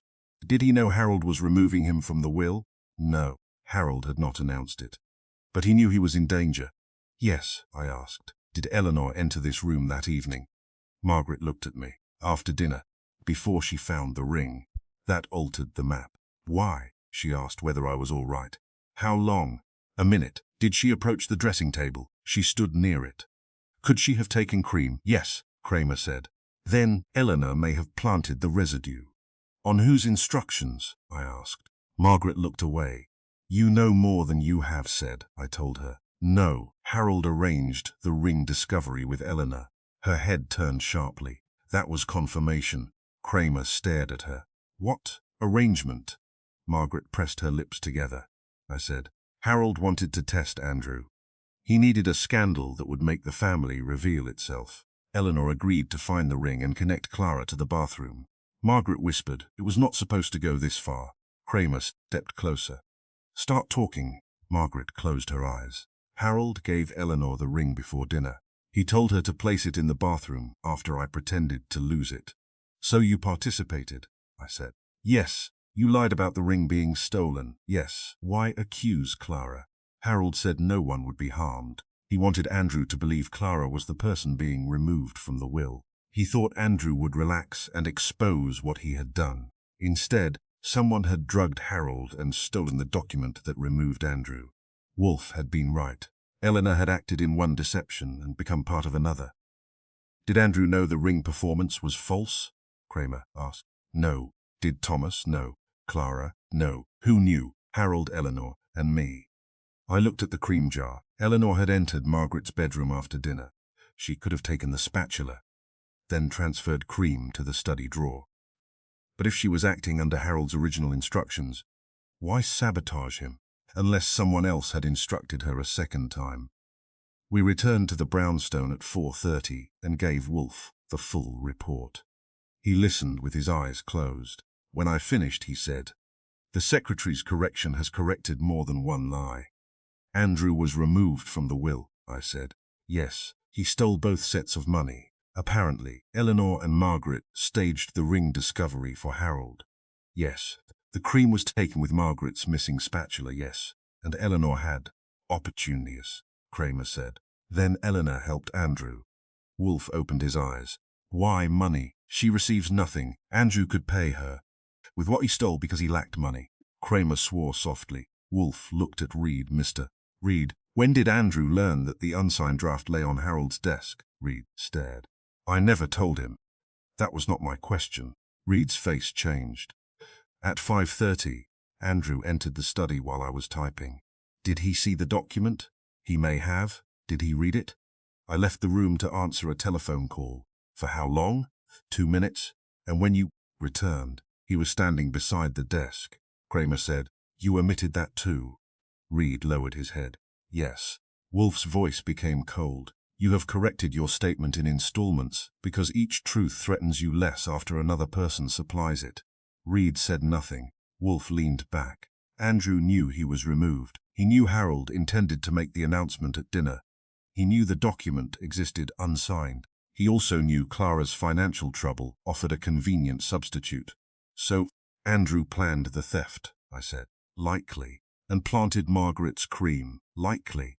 But Eleanor still placed the ring, at Harold's request. Then Andrew used Harold's own performance against him. Wolfe nodded. He permitted the false accusation against Clara to proceed. After Harold was drugged, he stole the draft and its carbon copy. He transferred Margaret's cream to the drawer handle to create a second suspect. Kramer stood again. Now can I arrest him? No. What else do you need? The missing documents, the sedative bottle, and proof of how Andrew entered the bolted study after Harold drank. He could drug the water before Harold locked himself in. Yes. And steal the will earlier. Yes, then no mystery. Wolfe's eyes narrowed. There remains a difficulty. If Andrew stole the unsigned draft before dinner, why was its empty folder found inside the locked drawer the next morning? Kramer stopped. Someone had returned the folder after Harold locked the room. Or Harold had placed an empty folder there himself. Wolfe looked toward the office window. Andrew's motive is clear. His actions are not. On the desk lay Reed's corrected statement, the laboratory report, and a photograph of Margaret's cream jar, with one deliberate groove cut into its surface. The ring deception had been Harold's trap. The missing will had been Andrew's escape from it. But between the staged accusation and the stolen document, another hand had moved the empty folder into a locked room. Until Wolfe knew whose hand it was, the correction was not complete. Chapter 6. The second secret, the jeweler, arrived at the brownstone at 11:15 carrying a black case and the injured dignity of a man who had been removed from his shop before morning trade. His name was Sidney Hale. He was small, exact, and silver-haired, with a lens clipped to one lapel and 2 fingers stained faintly black from polishing compounds. Margaret Wren had bought jewelry from him for 12 years. He had also repaired the diamond ring, now resting in a police evidence envelope on Wolfe's desk. Kramer had brought the envelope himself. He stood beside my desk, watching Hale open it.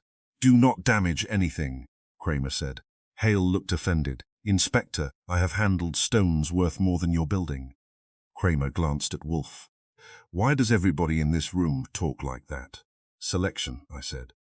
Wolfe sat behind his desk with his hands folded over his middle. He had completed his morning session in the plant rooms and was prepared to grant the human race an hour before lunch. Examine the ring, he said. Hale lifted it with padded tweezers and placed it beneath a magnifying lamp. The diamond flashed cleanly. The band was platinum, narrow at the base, heavier beneath the setting. Hale turned it once, then twice, his forehead wrinkled. This is not Mrs. Wren's ring. Kramer stepped forward. You're certain? Yes. It has the same stone size, setting and engraving. The engraving is copied. Copied how well? Very well. Kramer scowled. Then how do you know? Hale removed the lens from his lapel and fitted it to his eye. I resized Mrs. Wren's ring 6 weeks ago. The band had become tight. I added a narrow section of platinum at the rear and reinforced the inner curve. Would that show? I asked. Barely. The outer surface was polished smooth, but inside the band there remained a faint crescent where the added metal joined the original. He pointed with one tool. This ring has no crescent. Kramer took the magnifier and looked. I see a line, a manufacturing seam, straight and shallow misses. Wren's ring had a curved mark, slightly left of center. Could it have been polished away? Not without thinning the band. This band has never been enlarged. Wolfe said, who knew of the alteration, Mrs. Wren and I, your staff? Senior repairman performed part of the work. Name? Arthur Bell. Anyone else? Hale hesitated. The work order was filed. A clerk could have seen it. Did the order describe the identifying mark? No, only the size adjustment. Then the absence of the mark would be known only to someone who had examined the original closely. Correct. I looked at the imitation. It was not a cheap stage jewel. The diamond was real, though smaller than Margaret's original, according to Hale. The setting had been copied from photographs or direct inspection. Even the worn engraving inside the band had been duplicated. Kramer said. Value, perhaps $12,000. A $12,000 imitation. To copy an $80,000 ring convincingly, one cannot use window glass. Wolfe's lips moved slightly. The object in the soap dish was selected to survive casual examination. Yes, Hale said, and to persuade Mrs. Wren that her own ring had been recovered. Hale looked at him. Would she not recognize the difference? Apparently she did not announce it. Kramer turned toward me. Get Margaret. I telephoned Wren House. Margaret answered after Benton found her. She resisted for less than a minute, then agreed to come when I told her Hale had identified the ring. She arrived at noon with Eleanor Price. That was interesting. Before either spoke, Margaret entered first, dressed in grey, her hands gloved. Eleanor followed in a dark coat and took the chair nearest the door. Kramer remained standing. Wolfe indicated the imitation. Mrs. Wren, this is not your ring. She did not look surprised. Kramer saw it. You knew. Margaret removed her gloves slowly. I suspected. When Harold held it under the drawing-room lamp. You said nothing. I was frightened. Of what? She looked at Eleanor. Eleanor's face tightened. Wolfe said, answer without assistance. Margaret drew a breath. I sold the original. No one moved. Kramer said, when? 5 weeks ago. To whom? A private buyer through Mr. Hale. Hale stared at her. I arranged no sale. Not you, a broker who used your name. Hale's face reddened. Who? I never met him. We communicated through letters and telephone calls. How much? Kramer asked. $60,000. What happened to the money? Margaret closed her eyes briefly. I gave it to Andrew. Kramer swore. Wolfe remained still. To cover his thefts? He asked. I did not know they were thefts. He told me that the company accounts were temporarily short because of failed investment. He said Harold would discover it during the quarterly review and send him to prison. So you sold a family heirloom? Yes. Why not ask your husband for the money? Because Harold would have destroyed Andrew. He appears to have deserved attention. He is my husband's nephew. I helped raise him after his parents died, Eleanor said quietly. She thought she was saving him. Kramer looked at her. You knew? Eleanor hesitated. Yes. Margaret turned toward her, startled. You promised.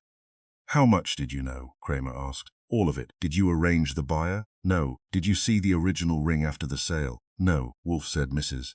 Wren, you wore the imitation at dinner. Margaret shook her head. No, I wore another ring. That complicated matters efficiently. She explained that, after selling the diamond, she had commissioned an inexpensive copy with a white stone because Harold expected to see the family ring on her hand. The copy she wore at dinner had looked convincing under ordinary light, but would not survive close inspection. Where is that copy? I asked. Missing. When did you last see it? When I went upstairs during dinner. You removed it? Yes. The setting had caught on my glove. I put it in the top drawer of my dressing table, and when you returned, it was gone. Then the ring later found in the soap dish was a second imitation. Yes. Hale leaned over the evidence ring. Again. This one is far superior to anything Mrs. Wren could have ordered cheaply. Kramer looked from Margaret to Eleanor. Who knew the real ring had been sold? Andrew, Margaret said. Eleanor, the broker. Possibly whoever made my first copy. Thomas Reed? No. Clara? No. Harold? No. Wolfe asked.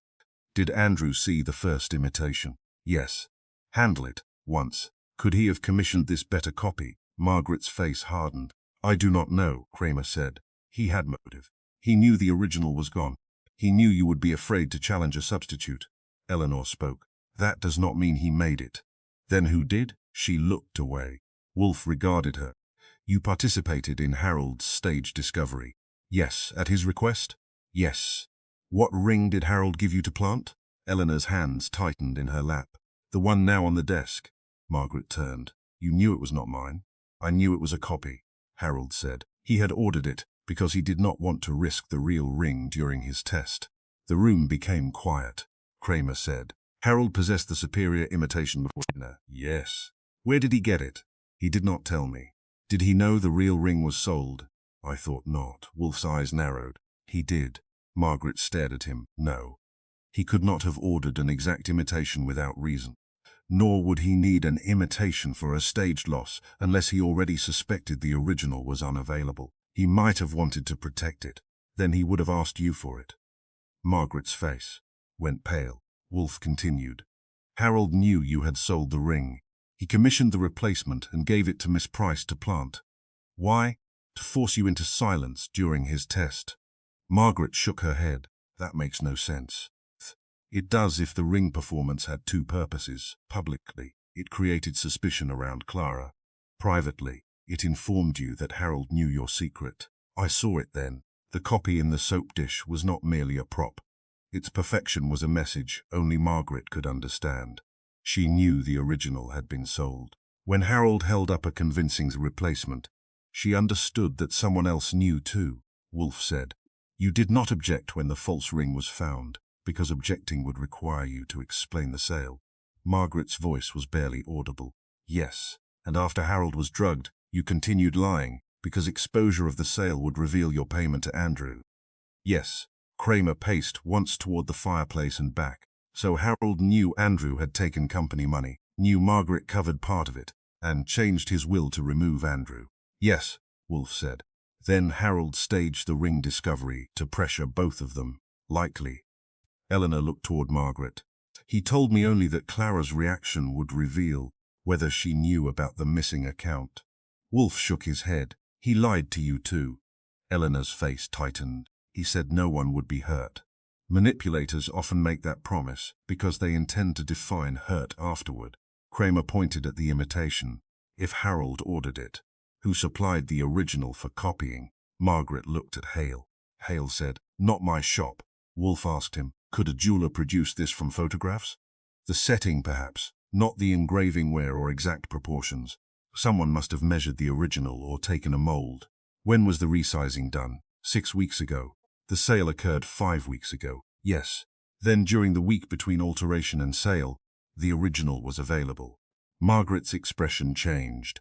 Andrew borrowed it. Kramer stopped pacing. When? 2 days after the resizing. He said he wanted to insure several family pieces together and needed the ring photographed. For how long? 1 afternoon. Did he return it himself? No. Thomas brought it. Everyone looked at me, though Reed was not present. Wolfe said, Did Mr. Reed know why Andrew had it? I do not know. Did you tell Andrew you planned to sell it? Not then. When did you tell him? The following week, after he admitted how much money he needed. So Andrew had access before the sale and knew afterward that the original was gone. Yes. Kramer reached for his hat. I'm arresting him. Wolfe said no. Kramer turned. Again? The imitation proves knowledge, not drugging. Andrew prepared the ring trap. Harold prepared the ring trap with a copy Andrew commissioned. Possibly. You are splitting threads. I am separating them. Wolfe looked at Margaret. When Harold showed you the recovered imitation, what exactly did he say? Margaret thought. He asked whether it was real? Yes. I said your answer? I said of course. Then he watched you lie? Yes. That was his purpose. She looked down. Wolfe continued. Harold had obtained the imitation, perhaps from Andrew, perhaps from another source. He used it to tell you privately that your secret was known. He expected fear to make you reveal Andrew's conduct. But I said nothing. Then someone drugged him before he could confront you. Eleanor leaned forward. You think Andrew knew Harold had the copy? Yes. How? That is what must be established, I asked Margaret. Did Andrew react when Eleanor brought the ring downstairs? She closed her eyes. Remembering, he looked at it, then at Harold. Surprised? No. Afraid? Yes. That was better than surprise. Kramer said. He recognized it. Likely, Wolfe replied. The doorbell rang. Fritz, admitted Thomas Reed. I had telephoned him earlier and told him to come if he valued the difference between correction and confession. He entered, saw Margaret, Eleanor, Hale and Kramer and stopped. Wolfe said, Mr. Reed, when Andrew gave you Margaret's ring to return after the supposed insurance photographs, did you deliver it directly? Reed's face changed. No. Margaret stood. What did you do? Harold asked to see it. For how long? 2 hours. Did he explain? No. Did you tell Andrew? Yes, there it was. Andrew knew Harold had examined the original ring after it was resized.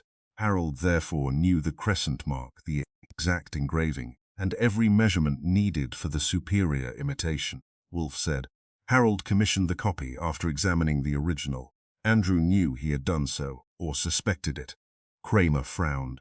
Why would Andrew then allow the ring performance? He could not prevent it without admitting knowledge. Instead, he used it. To frame Clara. Yes, Harold intended the imitation as a private threat against Margaret and Andrew.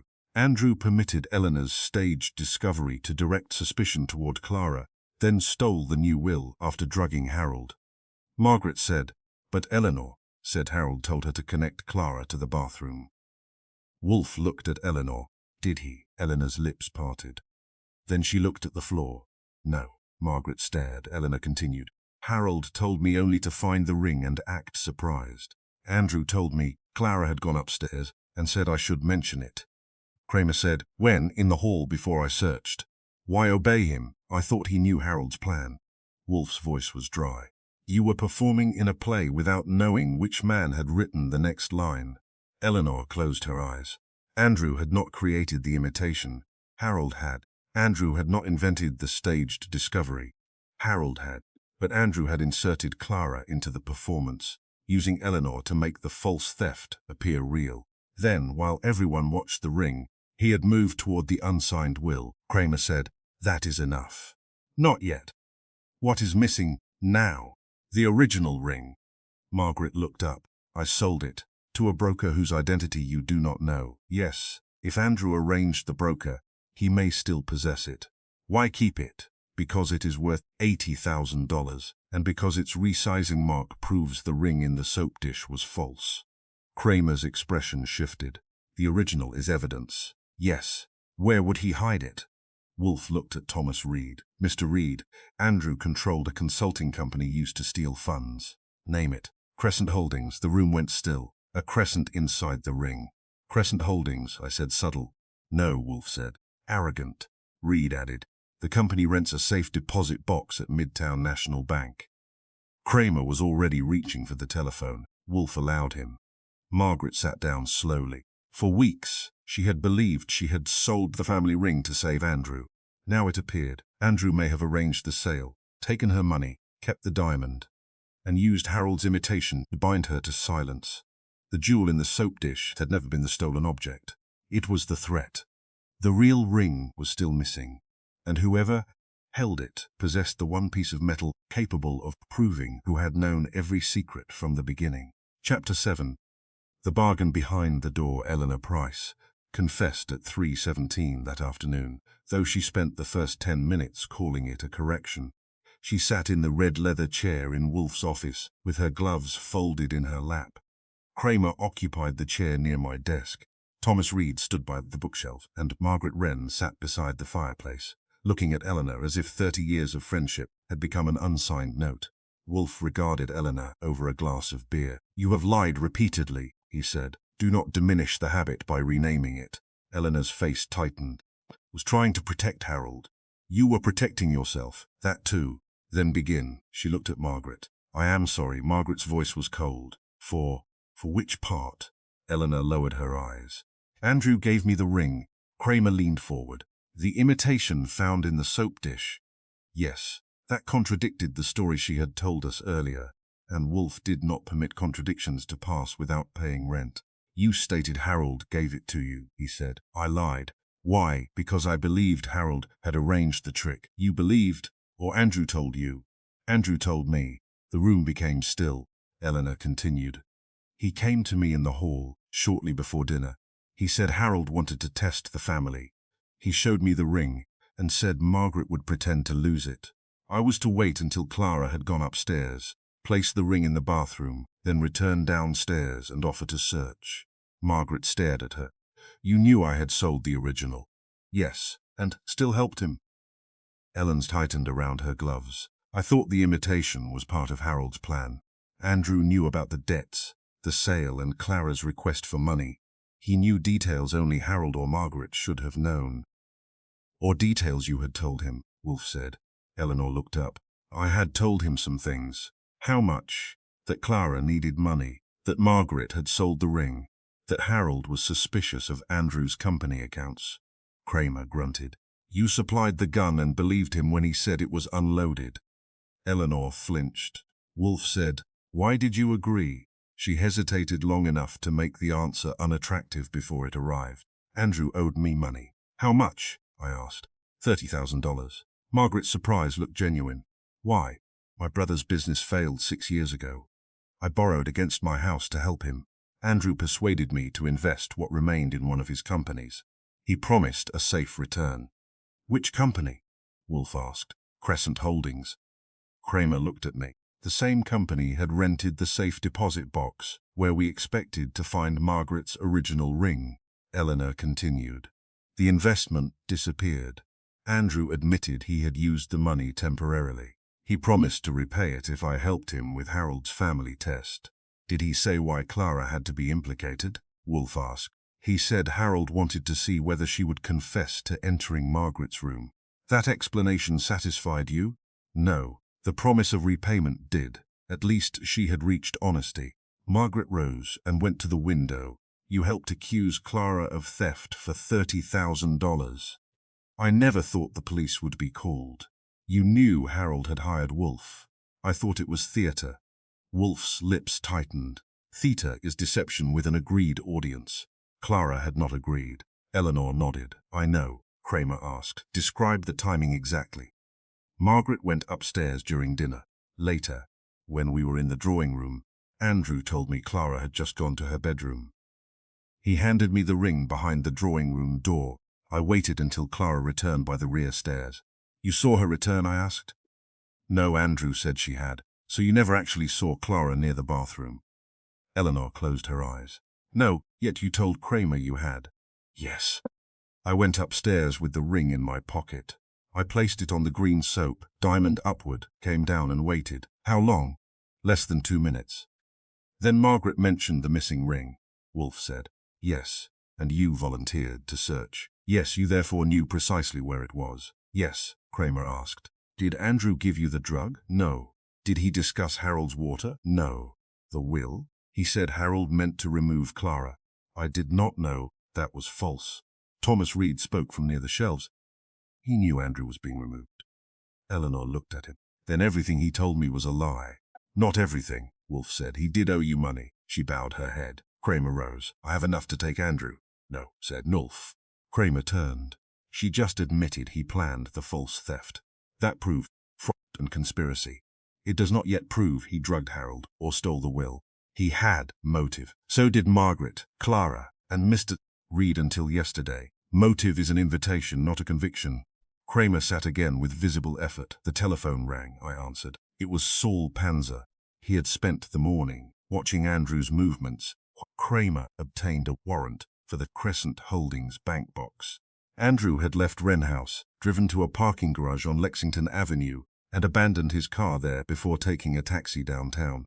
Why abandon it? I asked. He saw 2 detectives near the bank, Saul said. He may think the car is being watched. Stay with him. He entered a hotel on Park Row. Kramer's men have the exits. I looked at Kramer. Your men have Andrew boxed in at a hotel. Kramer stood again. Wolfe said, let him remain. Kramer's face reddened. You enjoy saying that? Archie, inspect the automobile. With what authority? Kramer pulled a folded warrant from his pocket and tossed it to me. Try not to improve the upholstery. The car was a dark blue sedan parked on the 4th level of a concrete garage. Saul met me beside it, handed me the keys, and returned downtown to watch Andrew. A detective named Willis stayed with me. He had the patient expression of a man assigned to keep a civilian from enjoying police work. We began with the glove compartment. Insurance papers, maps, cigarettes, and 2 unpaid parking tickets. The trunk held a spare tire, an overnight case, a raincoat, and a cardboard box containing account ledgers from Crescent Holdings. The will was not there. I examined the doors, seats, floor mats, tool compartment, and lining. Nothing, Willis said. Maybe he took it. Maybe this is a waste of time. That is also possible, but less useful. I sat in the rear seat and looked around. Andrew had abandoned the car quickly. The driver's seat was pushed back. 1 ashtray was open. A smear of dust marked the lower edge of the rear door. The door panel had been removed recently. 1 screw head showed fresh scratches. I borrowed Willis's pocket knife and loosened the panel. Behind it was a black document folder. Inside lay Harold Wren's unsigned will, complete with handwritten corrections removing Andrew from the estate. The carbon copy was folded beneath it. Also inside was Margaret's missing ivory cream spatula. Willis stopped, looking bored. I continued searching. Behind the opposite door panel was a small brown medicine bottle bearing Margaret's name. The label identified the sleep medicine Dr. Hart had found in Harold's water. 6 tablets were missed. A folded paper lay beneath the bottle. It was a typed schedule of the dinner evening. 7:30 dinner, 8:35. Margaret, upstairs. 9:12 Clara, leaves till 9:18 Eleanor Places. Tuesday, ring 10:40 read Tuesday, 11. Tuesday, 11. Benton delivers brandy. The times were precise, too precise. I read the list twice. The entry for Eleanor, placing the ring, said 9:18. But Eleanor had not offered to search until after 10, following dessert and coffee. Either the schedule was wrong, or the ring had been planted much earlier than everyone believed. I telephoned Wolfe. We found the will, the carbon, Margaret's medicine, and the cream spatula in Andrew's car. Indeed, there is also a schedule. It says Eleanor placed the ring at 9:18. Silence. What time did Miss Price claim she placed it? Just before finding it, around 10. Bring the documenters. You sound pleased. I am not. He hung up, which was Wolfe's telephone version of joy. I returned to the brownstone with the evidence in police custody. By then, Andrew had been detained at the hotel, but not formally arrested. Kramer wanted him brought directly to headquarters. Wolfe wanted him at West 35th Street. The commissioner chose Wolfe, partly because Harold Wren had regained enough strength to attend, and partly because the commissioner had learned that resisting Wolfe extended the inconvenience. At 5:30, the office began filling. Harold arrived first, with Dr. Hart and Benton. He was pale and moved carefully, but his eyes had recovered their authority. Margaret and Clara came together without speaking. Thomas Reed took the chair near the bookshelves. Eleanor sat beside the fireplace. Andrew arrived between Kramer and Stebbins. He looked composed until he saw the black folder on Wolfe's desk. Then he smiled. It was a good smile. It merely lacked a future. Wolfe did not begin. He was waiting for dinner. At 6:30, Fritz served mushroom soup, roast chicken with chestnut stuffing, and a salad Wolfe considered adequate. The household waited in the front room while he ate. Andrew objected twice. Kramer told him to save his breath. At 7:45, everyone assembled in the office again. Wolfe occupied his chair. Harold sat in the red leather chair, wrapped in a dark coat. Margaret sat to his right, Clara to his left. Andrew took the yellow chair. Eleanor, Reed, Benton, Dr. Hart, Kramer, Stebbins, and I completed the circle. The imitation ring lay on Wolfe's desk beside the missing will, the medicine bottle, the cream spatula, and Andrew's typed schedule. Andrew looked at the evidence. "You searched my car." "Correct," Kramer said. "Without cause, with a warrant. The objects were planted inside both rear door panels." "Yes," I said. "That is an ambitious gardener." Wolfe looked at Andrew. "You made several mistakes. The final one concerns the time at which Miss Price planted the ring." Andrew's gaze moved to Eleanor. She looked away. Wolfe continued. "Miss Price claims she placed it shortly before pretending to discover it. Your schedule says 9:18. I have never seen that paper. It was concealed with the medicine bottle. Then whoever planted the bottle planted the schedule. Possibly. But the time is not random." Harold spoke weakly but clearly. "What happened at 9:18? Wolfe's eyes narrowed. "That is what Mr. Andrew Wren believed happened. His belief will identify the hand that prepared the crime." Andrew laughed. "You have the will and pills in a car several people could access. You have Eleanor's word after she lied repeatedly. You have no proof I drugged anyone." "Not yet stated," Wolfe replied. Kramer shifted impatiently. Wolfe raised one finger. "Miss Price's performance was rehearsed, but she altered the rehearsal. She did not place the ring when instructed." Eleanor looked up sharply. Wolfe said, "Andrew gave you the ring before dinner and told you to place it at 9:18 after Clara left the table. You delayed." Eleanor's face changed. Margaret stared at her. "Why?" Wolfe asked. Eleanor swallowed. "I lost my nerve." "And later?" "Andrew cornered me behind the drawing room door. He said I would never recover my money if I refused. So I went upstairs after dessert and placed it then." Wolfe nodded. "That delay destroyed the plan." Andrew's smile vanished. "I understood only half of it, but Wolfe had the other half and intended to charge admission." He looked around the office. Dryness proved it had been placed moments before discovery. Andrew's written schedule proves he expected it to be placed nearly an hour earlier. Therefore, the wet soap dish, which first appeared a minor detail, shows that events did not occur according to his design. Kramer said, "How does that prove the drugging?" Wolfe looked at the medicine bottle. Because Andrew acted later upon the assumption that the ring had already been found, the room became quiet. Wolfe rested his hands on the arms of his chair. "Tomorrow's verdict will not concern a diamond. It will concern the 1 hour Andrew forgot to correct." Harold looked at his nephew. Andrew looked at the door. Saul stood there now. No one had seen him enter. Wolfe said, "You will all return at 9. Mr. Andrew Wren will remain in police custody until then." Kramer objected. "Why wait?" "Because I require one final item from Wren House." "What item?" "The glass Margaret used during dinner." Margaret frowned. "My water glass?" "Yes." Andrew's face did not move, but his eyes did. Wolfe saw them. So did I. Kramer stood and signaled Stebbins. As Andrew was taken out, he looked back at Eleanor. "You fool." She closed her eyes. Wolfe said, "No, Mr. Wren, she was foolish when she obeyed you."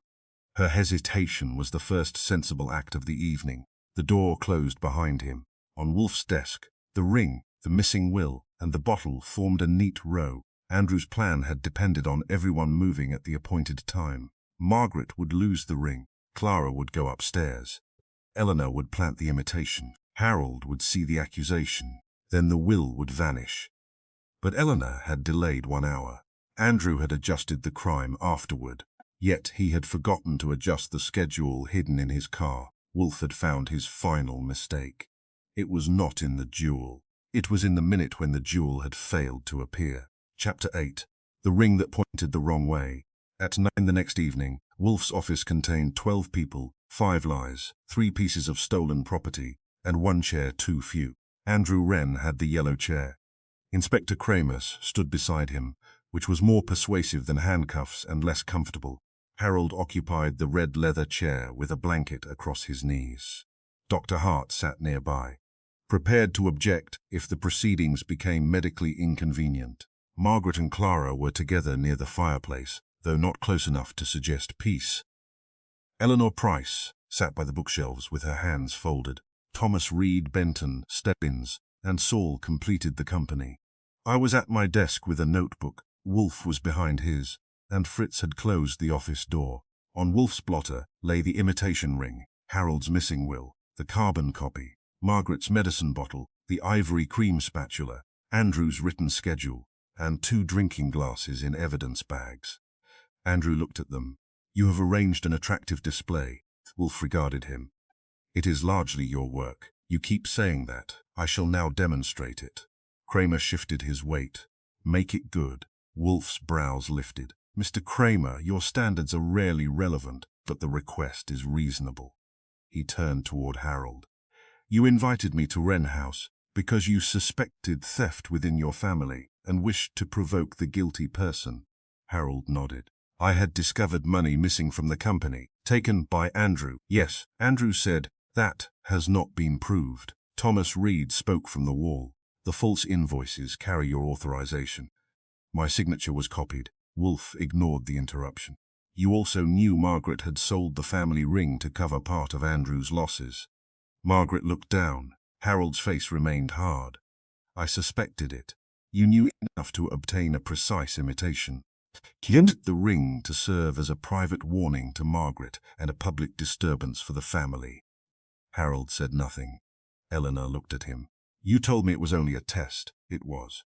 No, Wolfe said. It was manipulation. But it was not the crime we are considering. Andrew smiled faintly. At last, Wolfe turned his gaze on him. You learned of Harold's plan before dinner. You knew he had commissioned the imitation, and you knew the new will removed you from the estate. That is speculation. You read the unsigned draft, while Mr. Reed answered the telephone. Reed said he was standing beside the desk when I returned. Andrew shrugged. I may have seen a page. You saw enough. You then used Harold's foolish performance for your own purpose. Wolfe indicated Eleanor. You told Miss Price that Harold wanted Clara connected to the missing ring. You promised repayment of the money you owed her if she would place the imitation in the upstairs bathroom and later pretend to discover it. Eleanor's voice was low. Yes. Andrew looked at her. You are admitting conspiracy to save yourself. I am admitting what I did, Wolfe continued. You selected Clara because her financial trouble was already known. She had asked Margaret for $25,000 and had been refused. If Margaret's diamond appeared to have been stolen shortly after Clara went upstairs, Clara would look desperate, dishonest, and capable of moving through the corridor leading to Harold's study. Clara's face tightened. Andrew said, Eleanor invented that after the police frightened her. Wolfe tapped the schedule. Your own document does not. Andrew glanced at it. I have never seen it. It was hidden inside your automobile with the stolen will and the medicine used to drug Harold. Planted evidence. Then the planter understood your plan with remarkable intimacy. Kramer said. The medicine bottle carried Andrew's print beneath the label. Andrew turned sharply. That was new to him. Kramer continued. The laboratory lifted it this afternoon. You handled the bottle before the label was attached.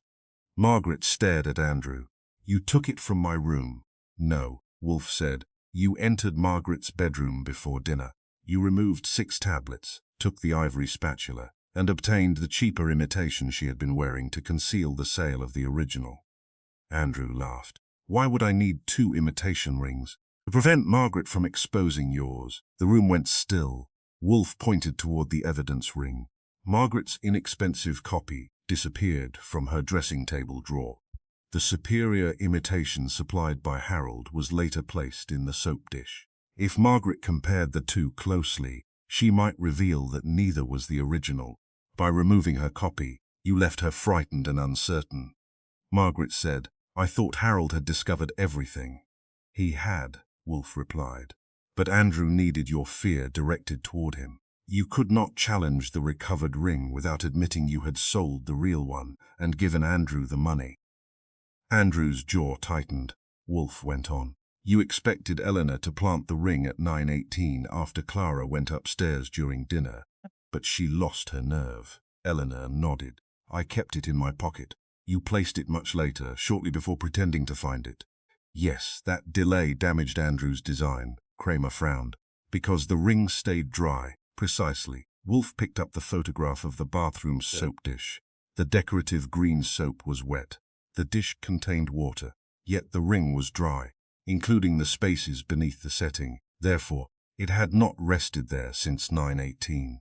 It had been placed only moments before discovery. Andrew said, That proves. Eleanor lied about the time. It proves nothing about me. It proves your schedule was false. A schedule anyone could type. Wolfe looked toward me. Archie. I opened the evidence bag containing Margaret's dinner glass. The rim bore a faint pink mark.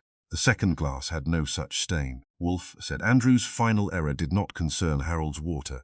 It concerned Margaret's. Margaret stared at the glasses. What are you talking about? At dinner, you drank water while wearing rose-colored lipstick. Your glass retained a mark.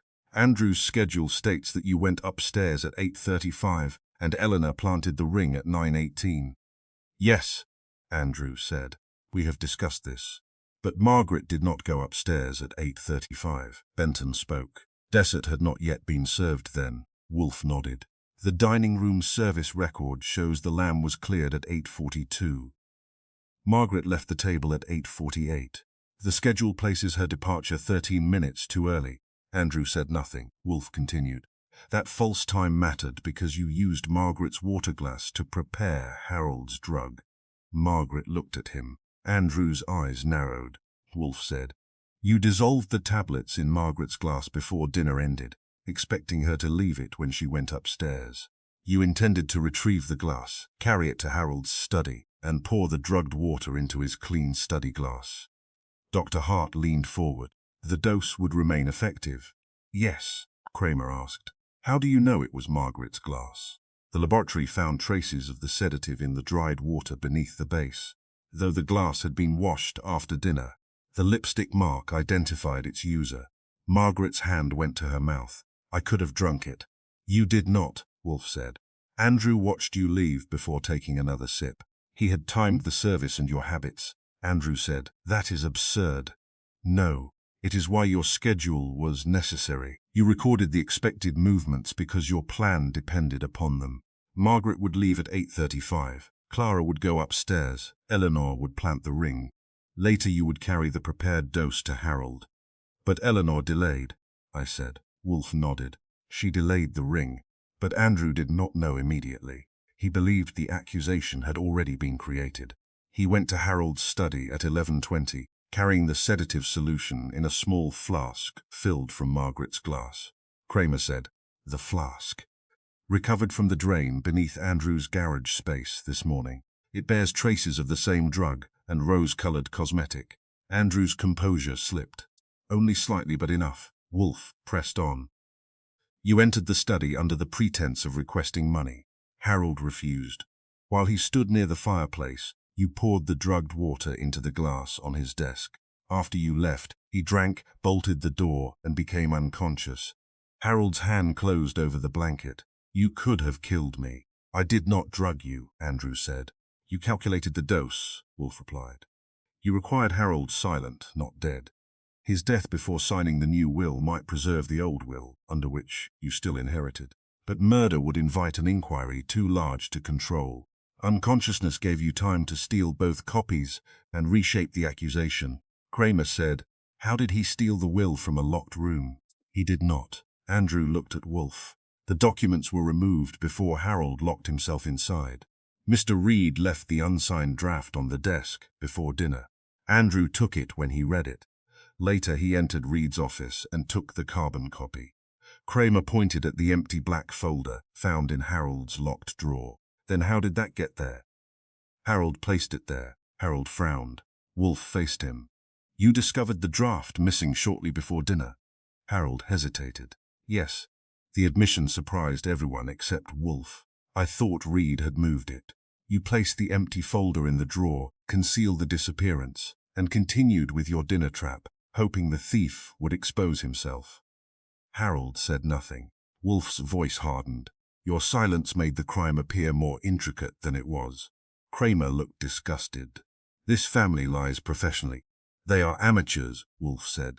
Professionals are more selective. Andrew stood. You have proved only that I saw the will and possessed medicine anyone could have put in my car. Saul moved toward the door. Wolfe remained still. You also possessed Margaret's original diamond ring. Andrew stopped. Kramer took a smaller evidence envelope from his pocket and placed it on Wolfe's desk. Inside lay the real ring. The faint crescent mark was visible inside the resized band. It was found in the Crescent Holdings safe deposit box, Kramer said. The access record carries your signature. Margaret stared. You arranged the buyer. Andrew looked at her without answering. You took the 60,000, she said. You kept the ring and took the money. Wolfe said, that sale supplied both funds and control. Andrew knew the original ring was gone because he had it. He knew Margaret could not expose the superior imitation without exposing herself. He knew Eleanor needed repayment. He knew Clara needed money. He used every person's secret as a lever. Eleanor closed her eyes. Clara looked at Andrew. You wanted father to believe I stole it. I wanted nothing from you. That is another lie, Wolfe said. The planted ring pointed toward Clara, but too deliberately. It displayed her motive, her route upstairs, and her quarrel with Margaret. Good evidence rarely arrives with an explanation attached. Andrew's voice sharpened. Then why did Eleanor say she saw Clara? Because you told her to. She chose to lie. Yes, your guilt does not manufacture her innocence. Kramer stepped toward Andrew. Andrew looked at the office door, then at Saul, then at the windows. He had calculated every route at Wren House. He had not calculated Wolfe's office. Kramer said, Andrew Wren, you are under arrest for poisoning, theft, fraud and conspiracy. Other charges can wait. Stebbins took his arm. Andrew pulled away. Uncle Harold, say something. Harold's face looked older than it had at dinner. You stole from the company. I could repay it. You stole Margaret's ring. I was protecting the family. You tried to destroy Clara. Andrew's mouth tightened. Harold looked at Kramer. Take him. Stebbins handcuffed Andrew. Before they reached the door, Wolfe spoke. One moment. Andrew turned. You chose the soap dish because you believed the placement would look accidental. A woman removes a ring, washes her hands and forgets it. Simple, familiar, convincing. Wolfe's eyes narrowed. But planted evidence carries the planter's imagination. You selected the place an outsider would choose, not the place Margaret would use. The soap irritated her skin. The family used liquid soap from the cabinet.